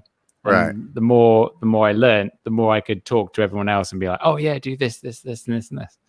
That's really why I was just trying to learn how to do it, and that was the only place I could do it. At what point did you decide, like, oh man, I think I'm into this? When I spent the week with Brian, I was like, oh, I wonder what it would be like. Like, do you know? Because I actually, so here's the thing, I needed to take holiday. Well, I needed a holiday. I was so over it. Right. So over everything that I was doing for a bit, and then I was like, oh yeah, what should I do? Oh, I'm so over it with my video job. I should take a holiday and make videos. That's what I did, isn't it? Oh, what an idiot. But is that when you came out of biker camp? Yeah. Because I messaged him, and I said, hey, you always go and visit other people. Like, what if I came and visited you? And like that was my idea. It's like it's something completely different. Do you know what I mean? And he's showing me his favorite places. Right. So yeah, that was the plan. And and then I got down and I felt like me and Brian got on. We had a good time. And I would just like talk to him a bit about making videos and what have you. But I could never see myself being the person. Do you know what I mean? Like never in a million years would I think that people would like want to watch my videos. Like getting 40,000 views on a video on the regular, I'd be like, get out, no way. Right. And I think that was it. It was like that. I just never thought that I could do it. And then, then you get a few more subscribers and what have you, and it's cool. But I don't know. I still haven't really cracked it. I still don't know why people watch my videos. In all honesty, I hate most of the things that I make. And I've spoken to Scott Secco. He's a real legit action sports filmapper. And I was like, Scott, do you like anything you make? And he's like, nope, hate everything. Really? Yeah. And I think that's kind of it. I think I've been rewatching like loads of Casey Neistat vlogs. And there's one bit where he talks about like never being happy with anything. And I was like, oh, maybe this is where I've got this from. And I just go, no, this is crap. So, I usually like my last like 3 or 4 videos, but there's like anything like, I think that's about as far as my like happiness spreads until it turns to like, oh, I should have done this, or oh, I should have it's always like within that number of videos. Then everything else beyond that is like all crap. Yeah, but I think that's the same for most things, like music. You probably don't like if you have. I don't know how you do music, but I have a liked songs list, and there's only so many recent ones that I actually like, and the rest of them I'm like, oh, I can stand this, but it's not as good. I think that's just kind of how we're wired as human beings, maybe. I think for me, it's like basically within that amount of time, I've changed so much in how I'm editing that I'm just picking out all of the things that I did wrong in that other one. You know what I mean? Where it's, oh, you should have adjusted the volume there. Oh, you should have done a better transition there. Oh, you should have cut there. Like you went too long. Oh, you shouldn't have put that clip in there. That's way too, you know what I mean? Like, but when you first make it, you're like in love with it, right? That's the fun thing about making the videos. Like when you first finish it, like the anticipation when like you put it online, you're like, I don't know. For me, some guys say they just put it up and walk away. They don't even think about it. No, like for me, that's a lie. There's no one that does that. There's 100%. There's no one that does that. I totally watch. I'm like, refreshing like every 5 minutes. Like, oh, how many views does it have now? Yeah, somebody else commented. You're like, oh my god, yeah. Like the best part of going to sleep at night is waking up in the morning because there's going to be a bunch of comments that you didn't see. It's true. I can't argue with that. I check mine for the first hour, and I'm just like, oh, how is this doing? Yeah. And then I'll go like, oh, 15 minutes. Oh, it's had this many views. Oh, that means it's going to get this many in the hour. Wait, is that normally what I get in an hour? I think it is. Is it more? No, I don't know. Yeah. We'll wait and see. And tells me. Then you're like, 10 out of 10. Great. Yeah, right. Thank you. Right. Then there's the whole thumbnail process too, where you're like, oh my god. Thumbnail for me is it doesn't take me that long, really. Some people, because I can just, I don't know what it is, but I feel like the thumbnail I used for this one, it's like 4 out of 10, I'd say. Some of them I'm just like, that is a good thumbnail. Right. Do you know what I mean? And like that, I'm like, oh yeah. Yeah. There it is. That's the one. And sometimes like I can do it when we're out on the trail. I can just turn around, like see something and then be like, there it is. That's it. That's the one. Like the Tracy Hannah video, I knew the thumbnail before we even shot the video. I knew what the thumbnail was going to be. What was it? And I was like, oh, it's her like with like a lipstick, but I think it's chapstick. The one the other day. Yeah, she's got the chapstick. She's putting it on. Yeah. And then the one I did with Remy, he's eating a donut. Because it's like, how much faster are pro enduro racers? And he's there eating a donut. And I'm like, what? Like those are the dream thumbnails. But, right. Yeah. Oh, the tick and the cross. Like when I went to see Kyle Warner and I did that video with him, I saw the wall ride and just did a video together. Robert, I didn't see what the hell. I can't believe you haven't watched the video. Yeah, no. So you went over to Boise to see him? Yeah, that's where I had the big crash just before Sedona Fest, and I smashed on my head. I totally missed and got the hematoma. But yeah, I saw the wall ride, and I was like, I know what the thumbnail is going to be. This video is going to do really well. Like before we even started filming, I was like, there's the thumbnail. This video is going to be great. Okay, let's go. Start filming. When I first met that dude, I had no clue who he was. He's like the nicest. He's like the nicest guy in the world. He came to my house. I was buying a bike from him on Craigslist. Oh, really? Yeah. No clue who. No way. Oh man, he showed up at my house in the freaking Sprinter, and like it wasn't built out or anything at that point. Like he's like, just. Oh, hey there, Robert. My name's Kyle. Lovely to meet you. So he's like looking anything my I can do for you around the house. I'm happy to help. Yeah. A bunch of bikes hanging. He's like, oh, so you ride bike, huh? I'm like, yeah. How about you? You know, because I was buying a cross bike from him, so I didn't. Oh, okay, right. Like, who knows this dude? This dude doesn't mountain bike. He's like, oh yeah, I ride mountain bike. I'm like, oh yeah, what do you do? Just like enduro. So how much you ride? I'm professional. Yeah. I'm just professional bike rider. Yeah. I'm like, oh, right on, dude. That's cool, man. I have to check it out sometime. And then like he left, and I looked it up. I'm like, dude, this guy's sick, man. No clue at all, man. Yeah, that's typical for me. I'm not I don't know. Most just thumbnails. Most of the time I'm like, oh, it's this. It's got to be like this. Yeah. And then I just get disappointed, and that's all we can get. Do you know what I mean? I'm like, oh. Thumbnail shit. Like, why even make this video? I never think about it, dude. Everything I do is last minute in my life. That's probably why my channel's not so successful. Well, yeah, we always know the answers to all our own problems, so we just got to be honest. Yeah, I feel like I'm hoping I just stumble onto something. So, hey man, I got struck by lightning. So Stranger Things. That's such a good story. Have you ever told that story before on your channel? Probably, I've told it on like a late night live stream. I don't think I've ever. You should do like a clip for it on like a story of me getting struck by lightning. That would probably be pretty.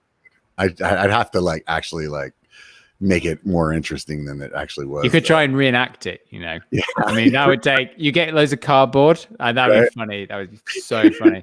Make like a cardboard fort, and then you're like, Schumacher, you alive? What a hot mess, right? That's crazy. I can't even imagine. Yeah, right. Yeah, me neither. It's one of those things where you like tell people and you're like, they don't believe me. I don't even know why I'm bothering. So, is there any video that you made that you wish you didn't? Good question. That's a doozy. Talk about that for a second while I get a beer. You talk me into it. Oh crap. I can't. Well, let me have a think here. And the slower I talk, That's all you got? more I can come up with an idea. So this is a non-alcoholic beer called Breaking Bud. See that? That's not. Is that really non-alcoholic? No, it's not. Yeah, they're totally dude. Yeah, right. Please. I had a whole fucking fridge full of them, man. Yeah, a video I did. Come over here. I'll share a few with you. I don't know. I don't really. I'm just trying to think. Like, what's a so like if you're looking at your playlist, like you're looking at your list of videos, there's one that comes up and you're like, man, I shouldn't have made that one. I don't like that one. I just hate so many of them, Robert. I hate them all. Okay. Maybe like I mean, it's so easy because it's like like there's this one where I got new camera gear and I just did a talking head video and it's just like, it's so shit. Yeah. Like, but then again, it's like, I made it. Like, that's how it goes. I mean, it'd be a better answer if I told you like a really successful video. I was like, oh, I wish I didn't make that video. Yeah. When I was talking some days I think the wheelie video, you know, where I went around Sea Otter telling people to try a wheelie and then if they tried a wheelie, I gave them a prize. Yeah, I did rewatch it and I was like, oh, this is kind of entertaining, but I actually really liked that video. I was like, man, what a great like idea. I was like, I wish I would have thought. It was fun. It was definitely fun to do. But I would imagine at first you're kind of like feeling a little awkward, but once you got a few people into it, then it was probably I didn't feel awkward. I was just like, I'm in it for the video. I had Josh with me, which made it so much easier. If I was by myself, then I would have been like, oh, do a wheelie. Oh. So all you need is Josh with you, and then you can go pick up on girls. Yeah. I'm picking up girls with Josh. I can't imagine. I cannot imagine. Great video idea though. Right. I'd always thought about making like a second channel that was just more vloggy and try and get good at vlogging because I suck at doing the vlogging thing. What do you consider the difference? Like I have a hard time with like people are like, oh, I'm doing a vlog. And I'm like, so you're like, I thought we were all doing vlogs. No, vlogs are just more like story times of like, okay, I woke up this morning, guys. Hey, guys. It's my breakfast, guys. And then you just kind of take them through a timeline of your day or whatever. But, you know, but then if you compare that to, you know, can you ride a lot farther on your e-bike? Like that's a purposeful video that has like a reason for existing. Whereas vlogs, you'll do them every once in a while for like the people that are really into your channel. And it's like, they enjoy it. Yeah, and that's who you make that video for. You know what I mean? Yeah, I used to do like subscriber updates. That's what. For my 567th subscriber update. Just pick some random numbers, whatever it was that day, and like they would get views from the people that like the channel, but everybody else is. But you got to do those. You got to do those sometimes. You know. Yeah, I haven't done one in a while. You know, I have a video I need to do about this bike that I got, and then after that. I got a few ideas. It really is all about deadlines. Like, give yourself a deadline. You will do the thing that you need to do. I'm gonna make a deadline by the end Like, of next. Whoa, here we go. This is it. Commitment. Where's the chat? Everyone, everyone. He's got to do this video. And that's just how it is. I was supposed to go film today, man. I just couldn't bring myself to get out of the house. I was like, oh, whatever. I'm gonna sit here and watch this dumb movie on Netflix instead. You got anything you've been binging lately? Shane asked me this the other day actually, and I was like, "Oh, no idea." There's nothing really good. Have you seen Sex Education? That was like the last thing I was like, "This is amazing." It's so good. The last thing I watched was that I really liked was that Jordan documentary. Oh yeah, needless to say, every Monday, me and Dan were like, "Jordan Day, let's sit down." I was so enamored with that guy. He's amazing, isn't he? Like, I wasn't even really a big basketball fan, but like just even being alive during that time, like there's no way you didn't know who he was. You know what I mean? Like there was no way, and like, so it was interesting to like really see it and understand what was going on and all those things. Oh yeah. It was as honest as you're probably going to get as well. But what I loved about Jordan was he's so just like no bullshit. And it's just like, imagine being his training. Like I in some ways about YouTube, I'm kind of like that.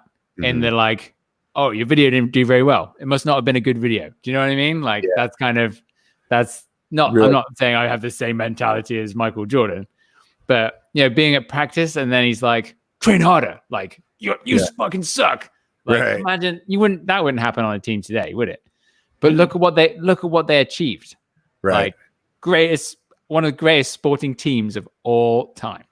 Yeah, and even the people on the team, like most of them were like, "Yeah, man, he was an asshole," but we were amazing.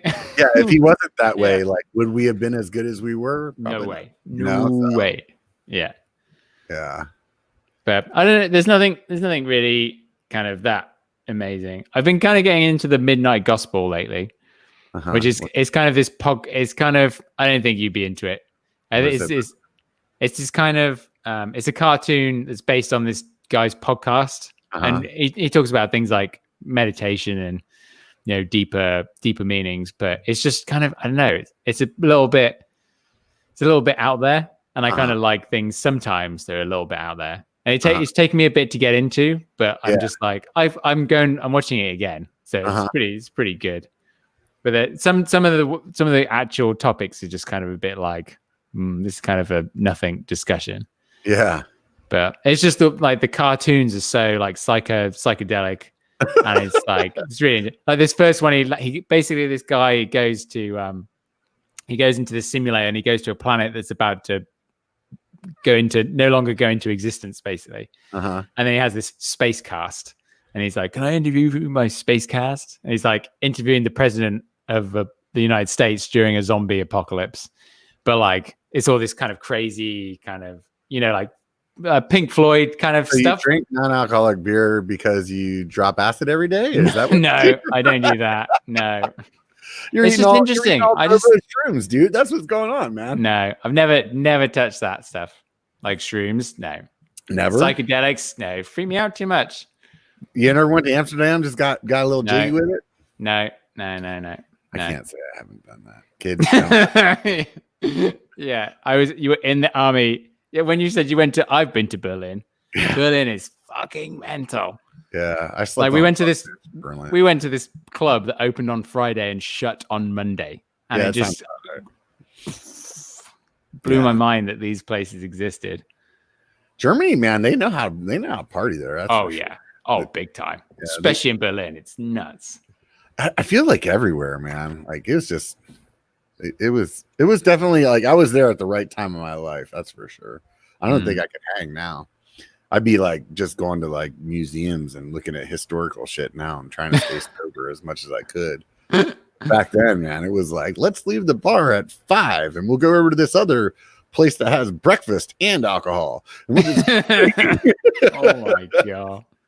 It's like we'd just leave the bar and it was like change from beer to like coffees and Bailey for a few hours. And then it was like, okay, guess what? It's lunchtime.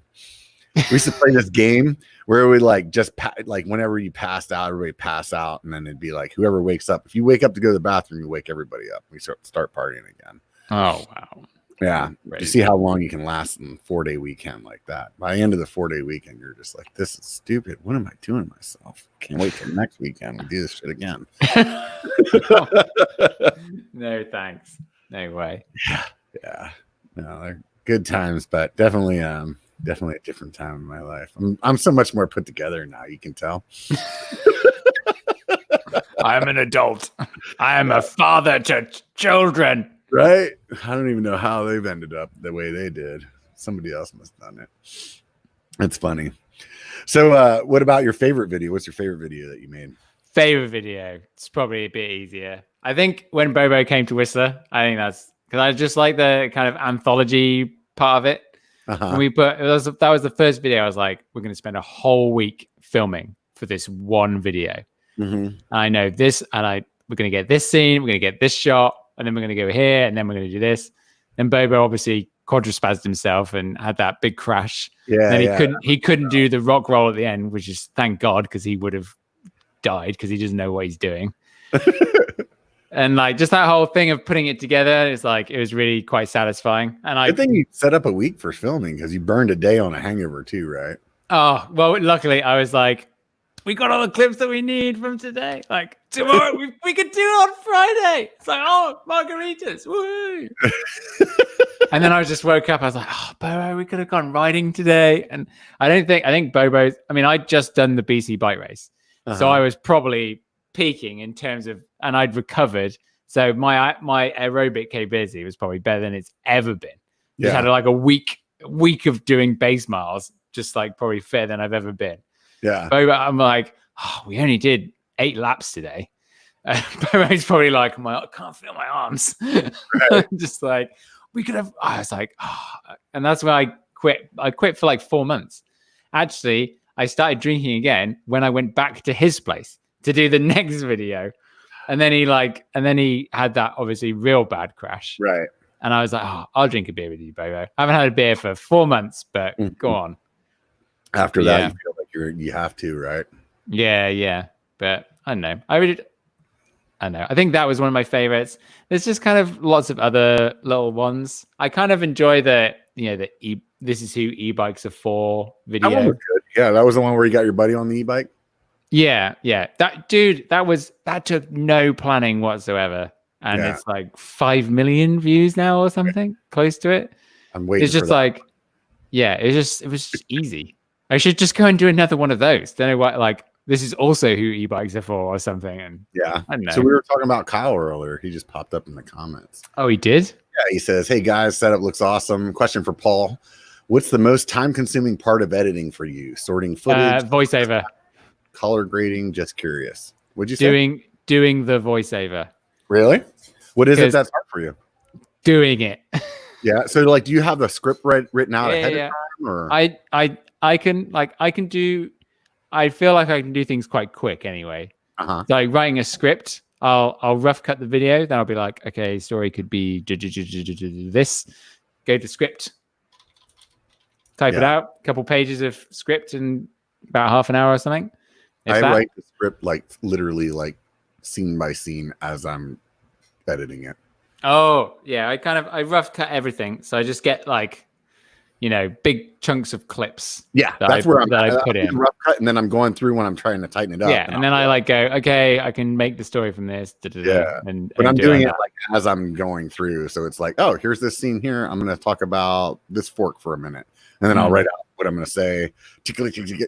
Because I found I used to try to just wing it, but even though not on a voiceover, not on a voiceover, because for whatever reason, as soon as you hit that record button, it just turns you into like you can't speak all of a sudden. Yeah, you're like, oh, I used to be able to talk for 3 hours on a live stream, getting hammered, but I put this record button and I can't say a sentence without screwing up the third word.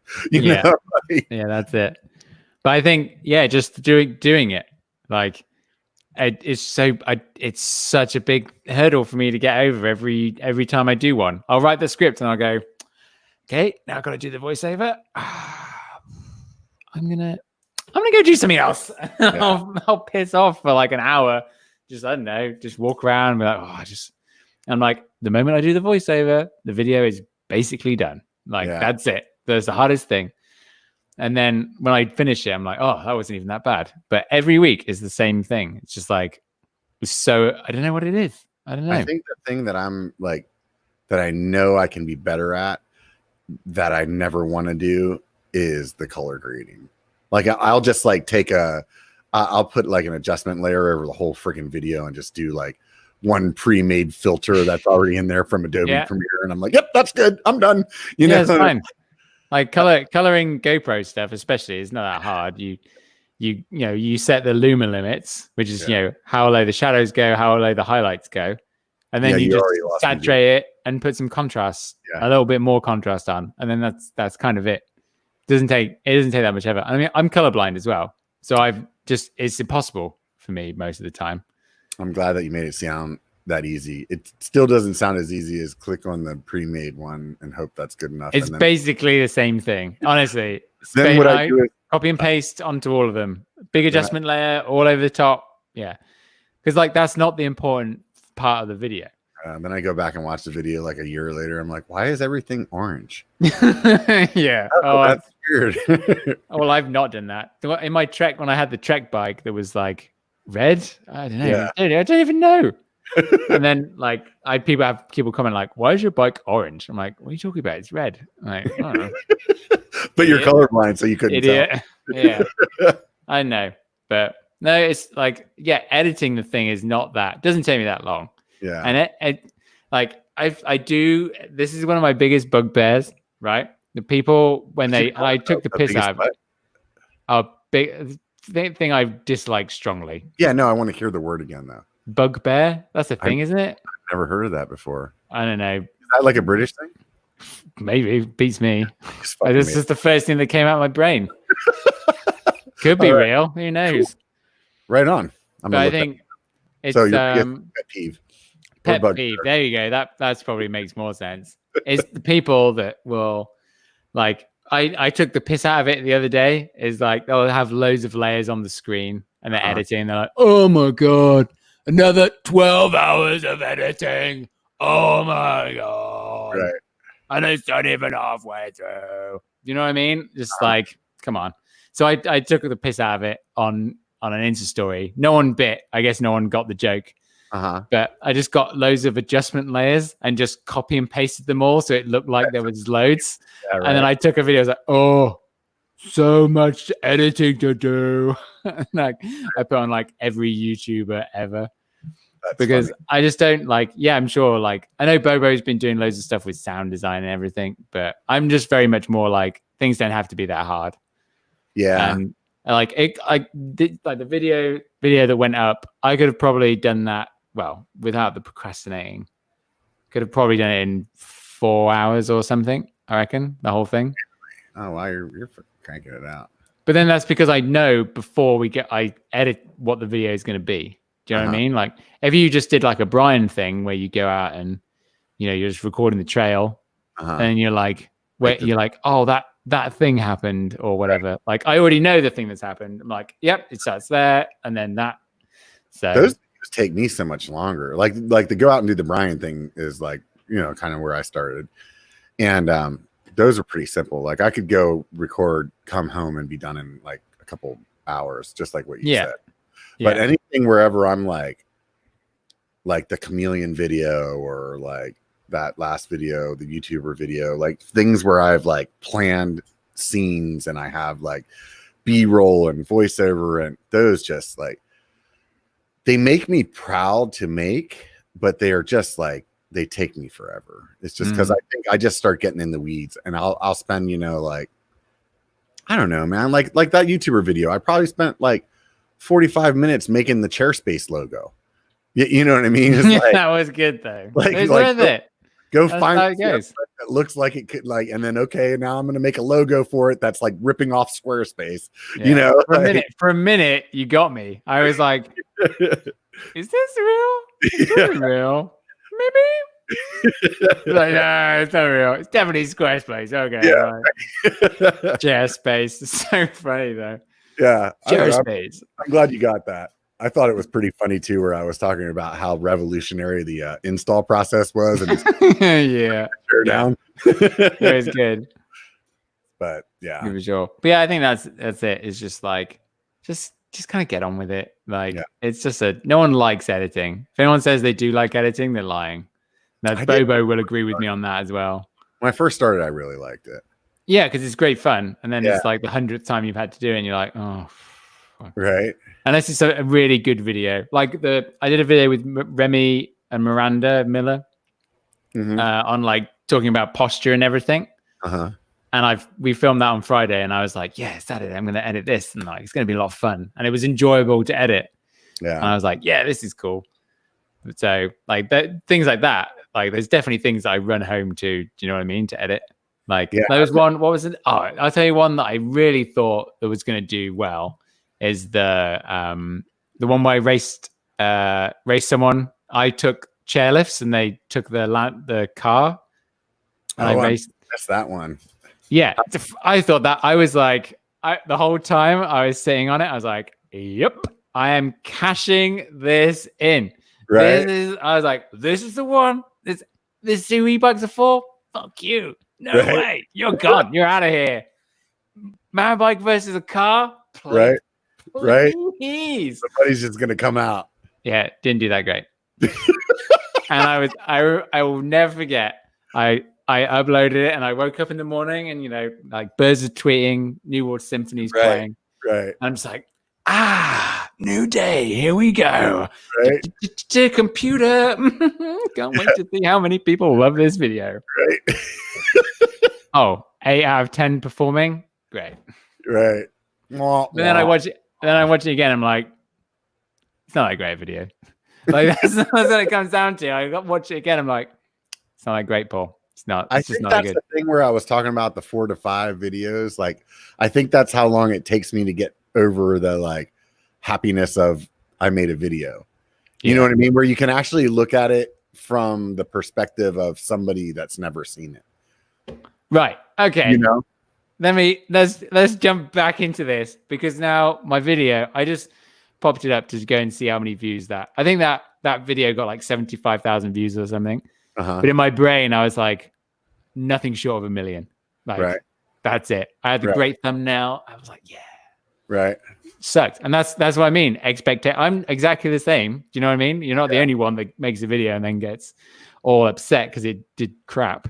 Yeah. Like that. And that was the one. That was the biggest one. I was just like, what a flop. Yeah. You really like 75,000 views. 75,000 people. You know what? Give or take. I've seen that. They probably enjoyed it. Yeah. Great. I'm gonna have to the whole point I was doing it while I was riding, I was like, I'm pedaling to 1 million views right now. This is all that's happening. Yeah. And I was like, 1,000 subscribers tomorrow. Yeah. Yeah. There you go. But so here we go. This is the classic. I've uploaded the video. Click-through rate, 11% so far. Oh, that's really good. Yeah. If it's over 10%, you're doing well. Yeah, mine's usually over 10% for like the first hour. And then after all my subscribers have seen it, then it's like, wah, wah, wah. Yeah, so this is after 10 and a half hours. It's at 11%. Yeah, this is the newest one. Average, like people, like I would say getting on for 70%, looking at the time of the video, like that's the average retention. Mm-hmm. Worst views out of my last 10 videos. What? And this is what happens. So it's been happening like a few. You already said it earlier though. It's a thumbnail, dude. If people are watching, that's what. But the thing is, your click through is good. But your click through is good at the beginning because your subscribers are clicking it, dude. Well, let's just should we just dig right into this? Right. I mean, people are getting it's getting worse and worse as time goes on. Because that's basically like as your subscribers are not. Dude, it's like no. In the first hour, it was 16.6. Yeah. Oh, that's it. Yeah, YouTube algorithm. YouTube algorithm. That's just like the catch-all, man. Whenever you don't know what's going on. Like I feel like YouTube, the algorithm is really like remember, I would imagine they still do it. You know, like when they do the lottery on TV and it's a bunch of ping pong balls bouncing around in this like glass tube. Yeah. I think that's what the YouTube algorithm is, except for there's like 1 million ping pong balls in there. And they're just all bouncing around. They're like, whoop, oh, this is the one that gets it today. And other than that, if you try to figure it out, you're freaking just gonna hurt your brain. Who knows, dude? I officially don't know anything about YouTube. That's all I'm learning every day by day. I don't actually know that much. But who knows? I do think you need to get on a bit of a run.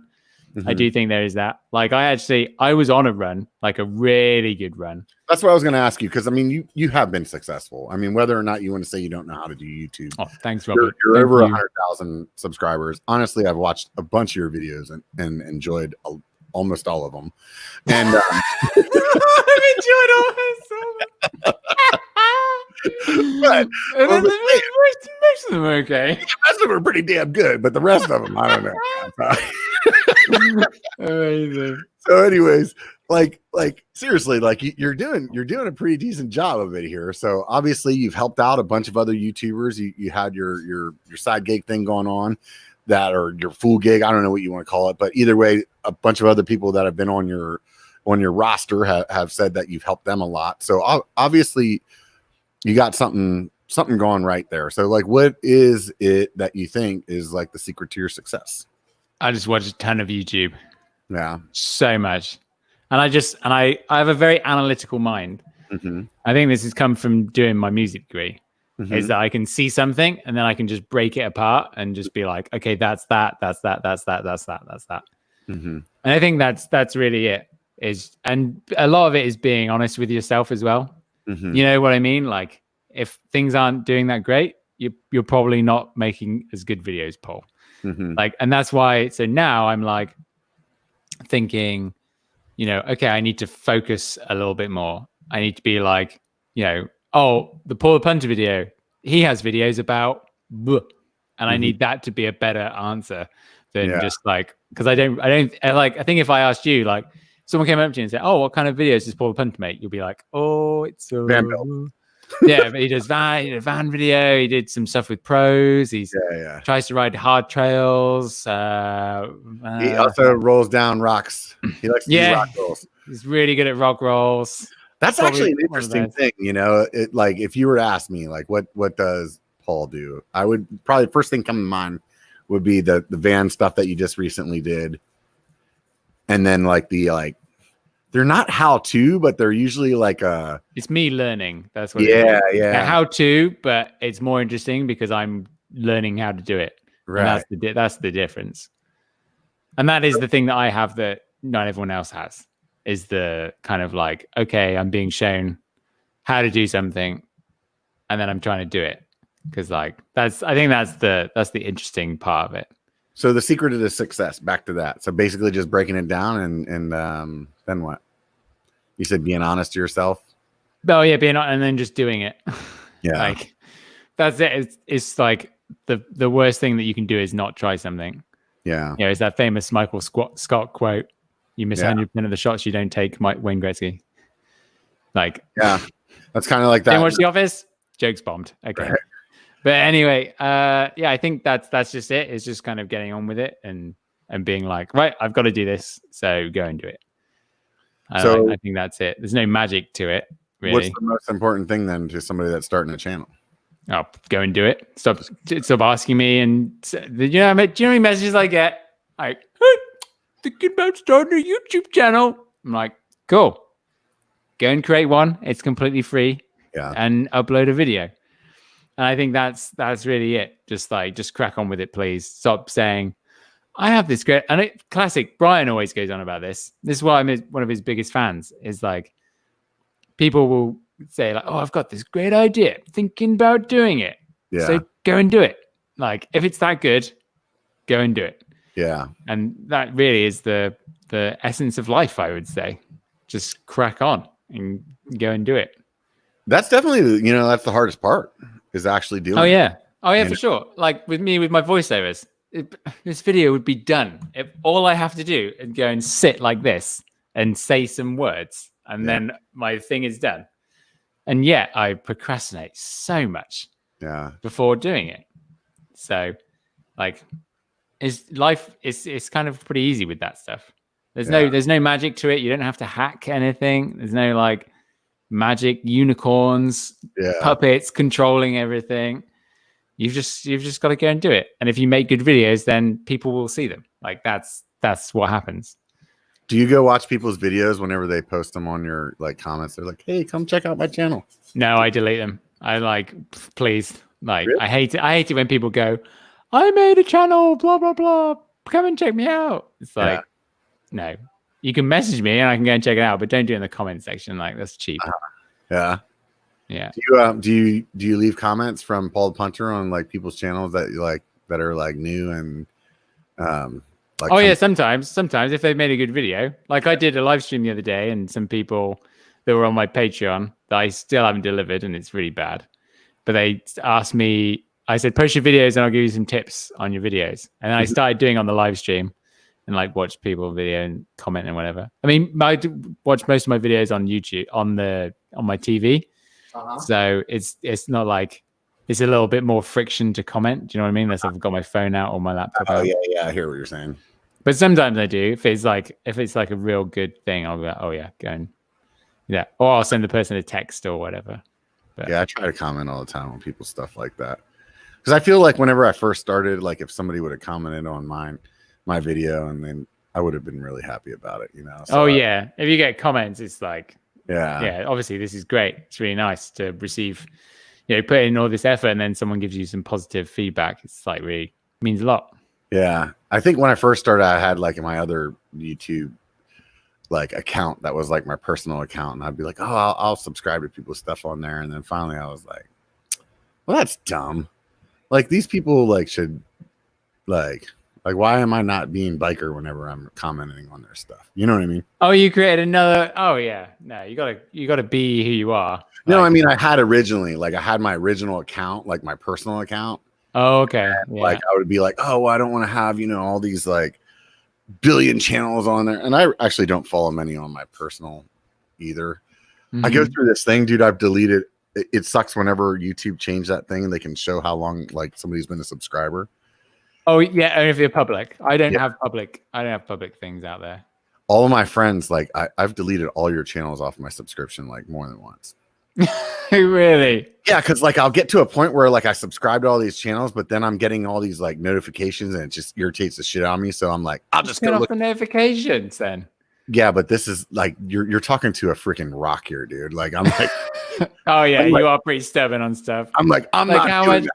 How many pieces of advice did me and Josh give you about the podcast? When Josh was like, the best one was like, Robert, that's Josh's, my impression of Josh, like, Robert, all you have to do, I'll stop doing it now. It does sound like him though. All you have to do is download the live stream and re-upload it as a video. And when he said that, I was like, yeah, that would do so much better. Like, why not just do that? It's like that. I was like, that takes no effort whatsoever. And then you're just like, I don't know, man. I'm just gonna keep doing what I do. I'm like, all right, it's up to you then. I didn't want to do any editing. But you don't have to do it. You were saying you threw the whole video up? Yeah, that's what we do with the Joey podcast. Is we just record it live. Oh, I do cut some bits now, but it's pretty much it. We just record it and then just upload it. It's like takes me like 10 minutes. Son of a gun. That is the easy thing. And I mean, what you could do is if you still wanted the live chat thing, you upload, you could record this beforehand, then upload it just as it is exactly the same, but you do it as a premiere, and you just upload it and then you still get the live chat functionality. But YouTube now thinks of it as something different. It sees it as a video, not as a live stream. Which Josh has already told you. He's already told you this. I don't listen to you guys, really, obviously. You're like, I don't know, man. I don't know what to do about how am I going to make my podcast bigger? Josh gives a piece of really easy advice. Like, no. I know. I don't think that's me. I'm just going to keep doing what I do. Yeah. I think at that point in time, dude, I was just trying to keep my head above water and I didn't want to do anything extra. Oh, there you go. So it just like it's not easy, like making YouTube videos at the same time as everything else. It's quite intense. Burned out. Have you gotten burned out yet? No, because it's my job. Yeah, but still, it's like I've got to get on with it and do it. Job. That's just how it is. Yeah. I just need to find, because I can always find something fresh. At the minute, I'm kind of a bit like lost, I think, in terms of like what to be doing. But because I really need to focus on getting strong. Yeah. Like, that's a big thing that I need to do. That's what you do. Monday, Wednesday, Thursday, I need to go to the gym and I need to do the plan that I've been given. Right on. Because it's like, and I've already feeling so much better. Like we did a 4-hour something right today and I had a water bottle and a Cliff Bar and I felt fine. Right on, dude. But it's the strength. It's such a big thing and I'm so weak. So pathetically weak, Robert. Yeah. And it's like, I know if I'm going to be able to do this better, I need to be stronger. I need to be more mobile. So like I could just pack the van and, go and trip somewhere and be like, I'm going to drive the hardest trail that they've got here and see what happens. And that'd be easy, but I need to do this as well. So I feel you. I think I'm ready for that too, dude. I've been peaks and valleys in my fitness and in my life. Do you know that you are literally, and you've been told this before, I think Bobo has definitely told me this. Just like there is an untapped, you want your YouTube money truck, right? Imagine 50 of them. 50 as far as the eye can see, Robert. From guy loses weight through cycling. Right. Oh. And drinks every weekend. And drinks every week. There was this guy actually many years ago, way before YouTube and stuff, and he lost a ton of weight, and his blog was big when blogs were a thing. But honest, it could like every week you just go, okay, I've just started back in the gym. I've just gone to the gym. I've got a trainer. Like I'm going to go for a ride. Like this is what I'm doing. And like, if you did that every week, that's it. That's you could be full-time in 6 months. We'll see. Easy. Like look at Kyle and April. Yeah. What the hell, man? They blew up overnight. Yeah. Well, I mean, they're making, I think Kyle's done it. He's thought about it.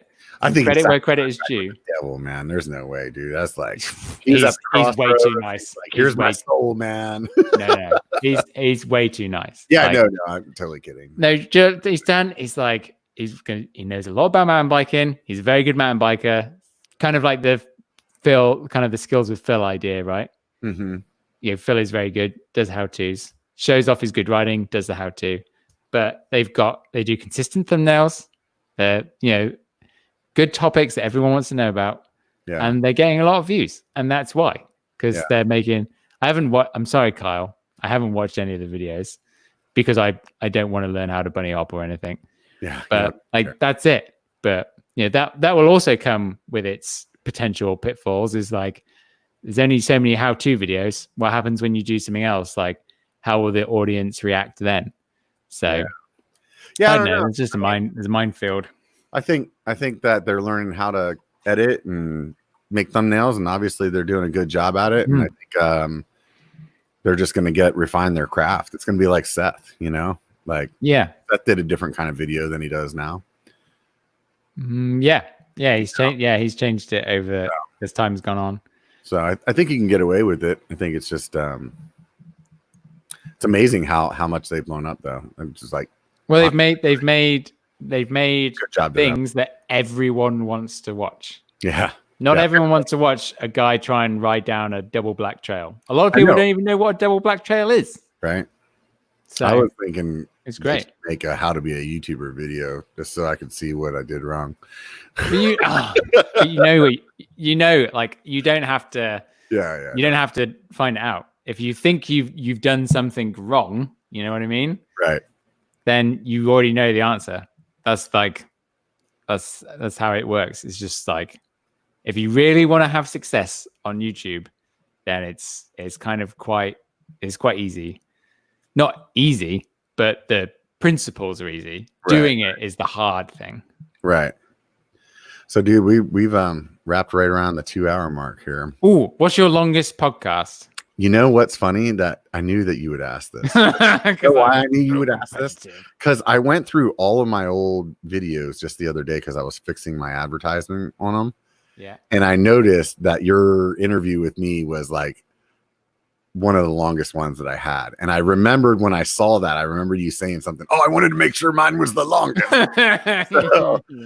So I'm trying to cut you off before you made it the longest. But if you want to keep chatting, I'll keep talking. What's the longest one? It's right around this. Maybe like 210 or something like that. You got a few minutes. 210. Where's Josh? 205. Oh, please. Got to take that joker down. You got him in like 20 seconds. You'll be good. So what's the channels that you like to watch? Oh, I could talk about this all the time. All right. Do you mean like, well, I mean, I watch every biking channel pretty much. Okay. I think obviously Seth with backyard trail builds, he's killing it. I really like that dude. He's brought a really nice spate of creativity, and I think that's why he's blown up. Is that the guy that makes all the stuff out of wood? Like there's a guy I've seen like make some like cool stuff. He just did. He built that thing like a bike ride across the pond. The what? I saw somebody that made like a bike trainer, but it was out of wood. Yeah, he made a bike trainer out of wood, and then he turned it into a lathe. Yeah, that guy. Okay, yeah, okay. Yeah, cool. Yeah. Seth's great. I think he's definitely, because I think it's very hard right now to break through as a true mountain bike creator. You know, and when I say breakthrough, I mean like get through like 20,000 subscribers or 30,000 or something like that. So yeah, credit again, Kyle and April. They've hooned through. They're like at 60 or something, aren't they? Yeah. More. But Seth again, I was like, it's going to be very hard because there's so much biking content to make it through. But yeah, he's just been making amazing stuff, and it's an interesting thing. So I think, biking people that maybe not everyone's heard of, like him for sure. So what about non-biking? Oh, here we go. David Dobrik is the king of YouTube, as far as I'm concerned. Do you watch him? My daughter got me to watch some of his stuff. That's actually, you know how I have the shirts that say demonetized on them? Yeah. That came from him. From his clickbait. Yeah, because he has the shirts that say clickbait on it. I was like, man, that is such a great idea. Like, I love that marketing point of it, you know? Do you know he makes about $800,000 a month off merch? I wouldn't doubt it. Dude, that guy's killing it. And like all of his friends are like super famous on YouTube now too, because I would imagine that they all just, you know, once you have that level of fame, like you could easily be like, I don't know how many people that guy has. Let's just say it's like 50 million. It's pretty easy for him to go like, hey, Johnny's starting a new Moonlight Leatherfoot just opened a channel, and now Moonlight Leatherfoot has 4 million followers. Yeah, well, look at the Seth, Brian, Alex thing. Right. Like that there was kind of a small version of that. I would love to only live with people that do mountain bike YouTube channels. Right. In this house. We need to move. We need to move to Asheville, dude. I don't know. Asheville's probably pretty cool, but you need that like core group, and everyone is a regular character. That's why I've got Dan in all my videos now. Because I'm like, because people are just like, he's becoming a character and a regular thing in the video. And like, it's like a TV show. Like that's what it is. It's like, make your cast, put it together. Yeah. Like it's a great thing. But yeah, David Dobrik. Who else? Obviously Casey Neistat. I've gone back and watched his videos a bunch as well. PewDiePie. I think he's so important actually in this generation. My generation, I would say. But I don't follow him by any means. But he's so relatable to me because we're very similar. He's just so honest. And like, it's just like, he is just who he is. He doesn't put on an act or anything. Yeah. If he does things, he's fun. It's just funny. Yeah, he is pretty funny. And I do think it's a bit ridiculous how he's portrayed in mainstream media. And it's like, it's crazy. He's for example, he's donated so much money to charity. Do you know what I mean? But every time he's featured in the news in some way, it always brings back his most negative thing that he's done. Which he has responded to and apologized for like countless times and shown remorse and shown change. And I think that's what's different about like modern creators is that they're willing to accept when they've done things wrong most of the time. And then they'll show how they've grown and changed. But people in mainstream media, like there's nowhere near the same level of accountability, it would seem. But yeah, I think this generation of YouTube is actually showing people how you should act, and way better role model than. Is that what you like about YouTube? I mean, what is it that you enjoy about doing YouTube? Well, I think it's about being in control. I think that's really it. Like it's like I don't have to justify why I'm doing something to someone. It's just like I'm doing it because I I'm doing it. And then I have this number that kind of backs up the success, I think. I think that's what I like most about it.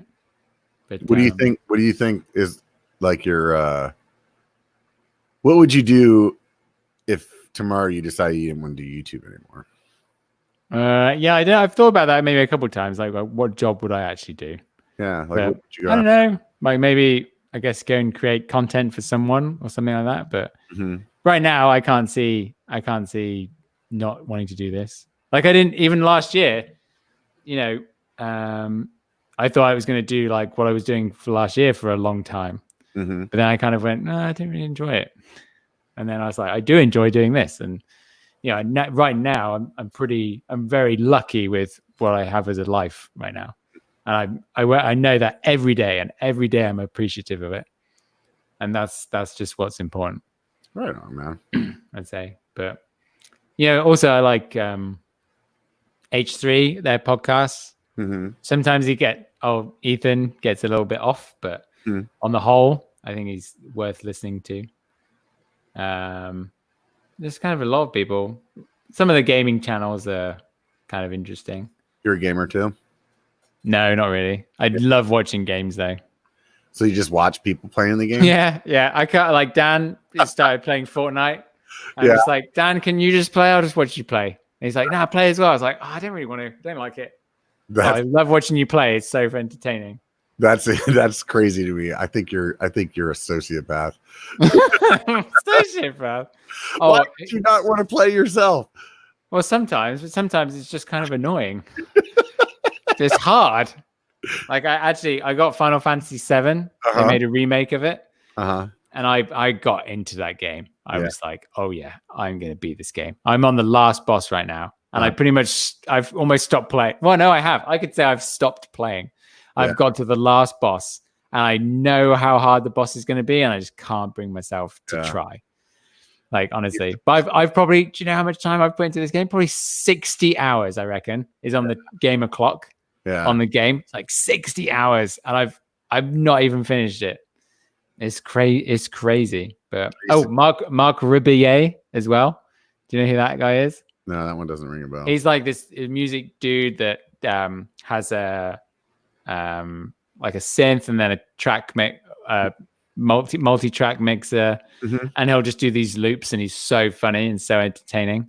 All right on. And yeah, he's someone else that I like. I'm actually just looking through like for members. Oh, Yuka, Fangirl Yuka, Eric's wife. I think she's fantastic. I haven't watched many of her videos. Yeah, she's great. So entertaining. She deserves. If anyone deserves a bigger audience, it's Yuka. 100%. Not BR Bar channel. That's weird. No. Yuka does 100%. She clearly puts so much effort into her stuff. She's doing pretty good though, isn't she?